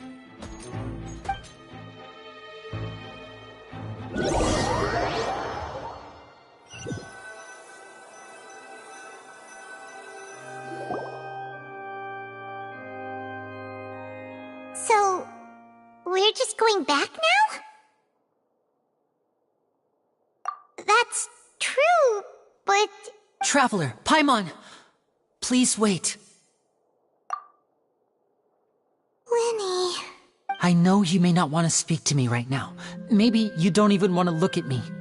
But still, let me thank you again for defending me to the end. Even after you learned that I'm a member of the Fatui. I guess. But regardless, I'd like the opportunity to set things straight. I didn't approach you with any ulterior motives or ill intent. I've spoken to you as myself, just plain Linny this entire time. As for why I'm a Fatus, it's because the goals of the House of the Hearth align with those of an orphan like me. That's all. That was how Father, who you might know as the Knave, approached recruiting us back then too. The Knave? The one who controls the House of the Hearth? She's your father? That's right. And since we're here, I was wondering, would you mind hearing a story? It's about my past. Back when our parents first died, Lynette and I were left wandering the streets. To survive, I took to surreptitiously observing an older street performer who did magic. It took me several days to figure out how he pulled off his amazing tricks. I took my sister through several streets until we found a crowded corner, and we began to perform magic tricks there. To my surprise, we proved to be pretty popular, and we could at least stop worrying about where our next meal would come from for a time. But I didn't want my sister to remain a street rat together with me forever. Before long, an aristocrat came to me and claimed that he wished to take us in after watching my performances. So you went from orphans to nobility just like that? That was how we felt at first, too. As if fate was on our side and we could say goodbye to those painful days. But I gradually discovered that while we were called foster children, he was really after my talent for magic tricks. He would constantly take me to all sorts of banquets to garner attention, which he would then use to expand his social circles. That doesn't seem too bad either. Better than roaming the streets at any rate. It took a while for me to realize just how dark his heart really was. After one particular performance at a banquet, I discovered that Lynette was not on the same return vehicle as me. I waited a long time after we returned home, but she did not come back. I went to that noble's bedroom and asked him about her whereabouts. The answer he gave me was, she caught the eye of the most eminent person at the banquet, so I sent her over as a gift. I mean, you'll be able to perform your magic regardless of who your assistant is, yes? Oh no. So he was gonna... But wouldn't Fontaine's laws deal with such people? As far as outsiders are concerned, this is a relationship akin to adoption or foster care, and they have their ways of escaping the eye of the law. I managed to ferret out the location of the mansion of that so-called eminent person and hurried through the night. But by the time I leaped over the walls, avoided the guards, and made my way in, all I saw was the moonlit ground covered in blood, and the knave standing there in the darkness. So, she'd already taken care of that guy. That's right. She had rescued my sister before she could come to any harm, and had even discovered several girls hidden in a basement, all of them orphans. Father, the knave, might have seen something in me, and so she made me an offer. The House of the Hearth welcomes you, for your interests align with ours. Here, none will ever betray you. Indeed, betrayal shall never be permitted here. I was hesitant to trust her. I had just been betrayed by nobles. But she was also quick to destroy the noble who had taken us in at first, giving us back our freedom. Oh, so that's how the two of you joined the House of the Hearth. She has her own plans. She has gained permission from the Tsaritsa to first use the Gnosis' power once she obtains it. She plans to use it to find a way to break the prophecy and save Fontaine. So, she believes in that prophecy too? That's right. The whole House of the Hearth is currently working to combat that crisis. Today's case has also proven that people from Fontaine can indeed dissolve into some sort of water, thus further supporting the prophecy. All of us house members here, Lady Arlecchino herself included, are from Fontaine. We won't give up on defending our homeland. To us orphans, the only connection we have left to this world, apart from our family, is our homeland. So, from small deeds like distributing magic pockets to huge schemes like stealing a Gnosis, everything is aimed at dealing with that prophecy. It's all right. I understand. The only thing I can do is relate all this to you. I just hope you can understand that even as a member of the House, I have never stopped making my own decisions, and that I believe what I'm doing is right. If you should need anything at all in the future, feel free to find me. I will do my best to help you, as plain Linny.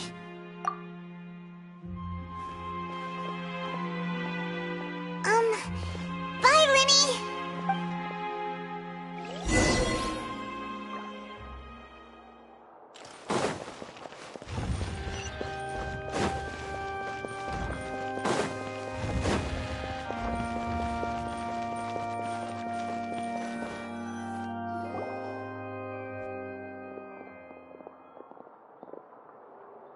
there? What was with the disappearing act you pulled right as the trial ended? Were you looking for us, Navia? Well, this whole thing isn't exactly over, is it? I do feel that we're getting closer to solving the serial disappearances case, though. Don't you think so, too? Huh? What's wrong, my dear partner? Besides, are you sure we're the ones who can crack a case that's been cold for decades now? And given that there's new evidence from the trial, there should be a trail of breadcrumbs for the Hydro Archon's people to follow now, right? Ah, I see. Well, I won't lie. I'm a little shocked to hear that from you. But I suppose you are just travelers who have only arrived in Fontaine after all. Sorry. I might have been too presumptuous. Don't say that, Navia. Ah, and we were having so much fun investigating with you, too. It was like having new waters flowing into a stagnant mire, causing new hope to spring forth, and the reflection in the murk to become clearer. Sorry about that. I'm a bit prone to nostalgia. Don't mind me. Wait, shall we have a farewell meal? You know, to commemorate our time as partners? Huh? Do we really need to get that formal? Well, guess you really did treat us as partners, huh? Well, I'd just like to have a proper ending to every important memory. That way there are no regrets later. Anyway, it would just be a meal, so it shouldn't take up too much of your time. You don't have to twist Paimon's arm. If Boss Navia's treating, count Paimon in! Oh, wonderful. In that case, why don't we return to the court of Fontaine and head to the Hotel de Boer? I believe we'll make it just in time for dinner. All right then, let's have our farewell meal.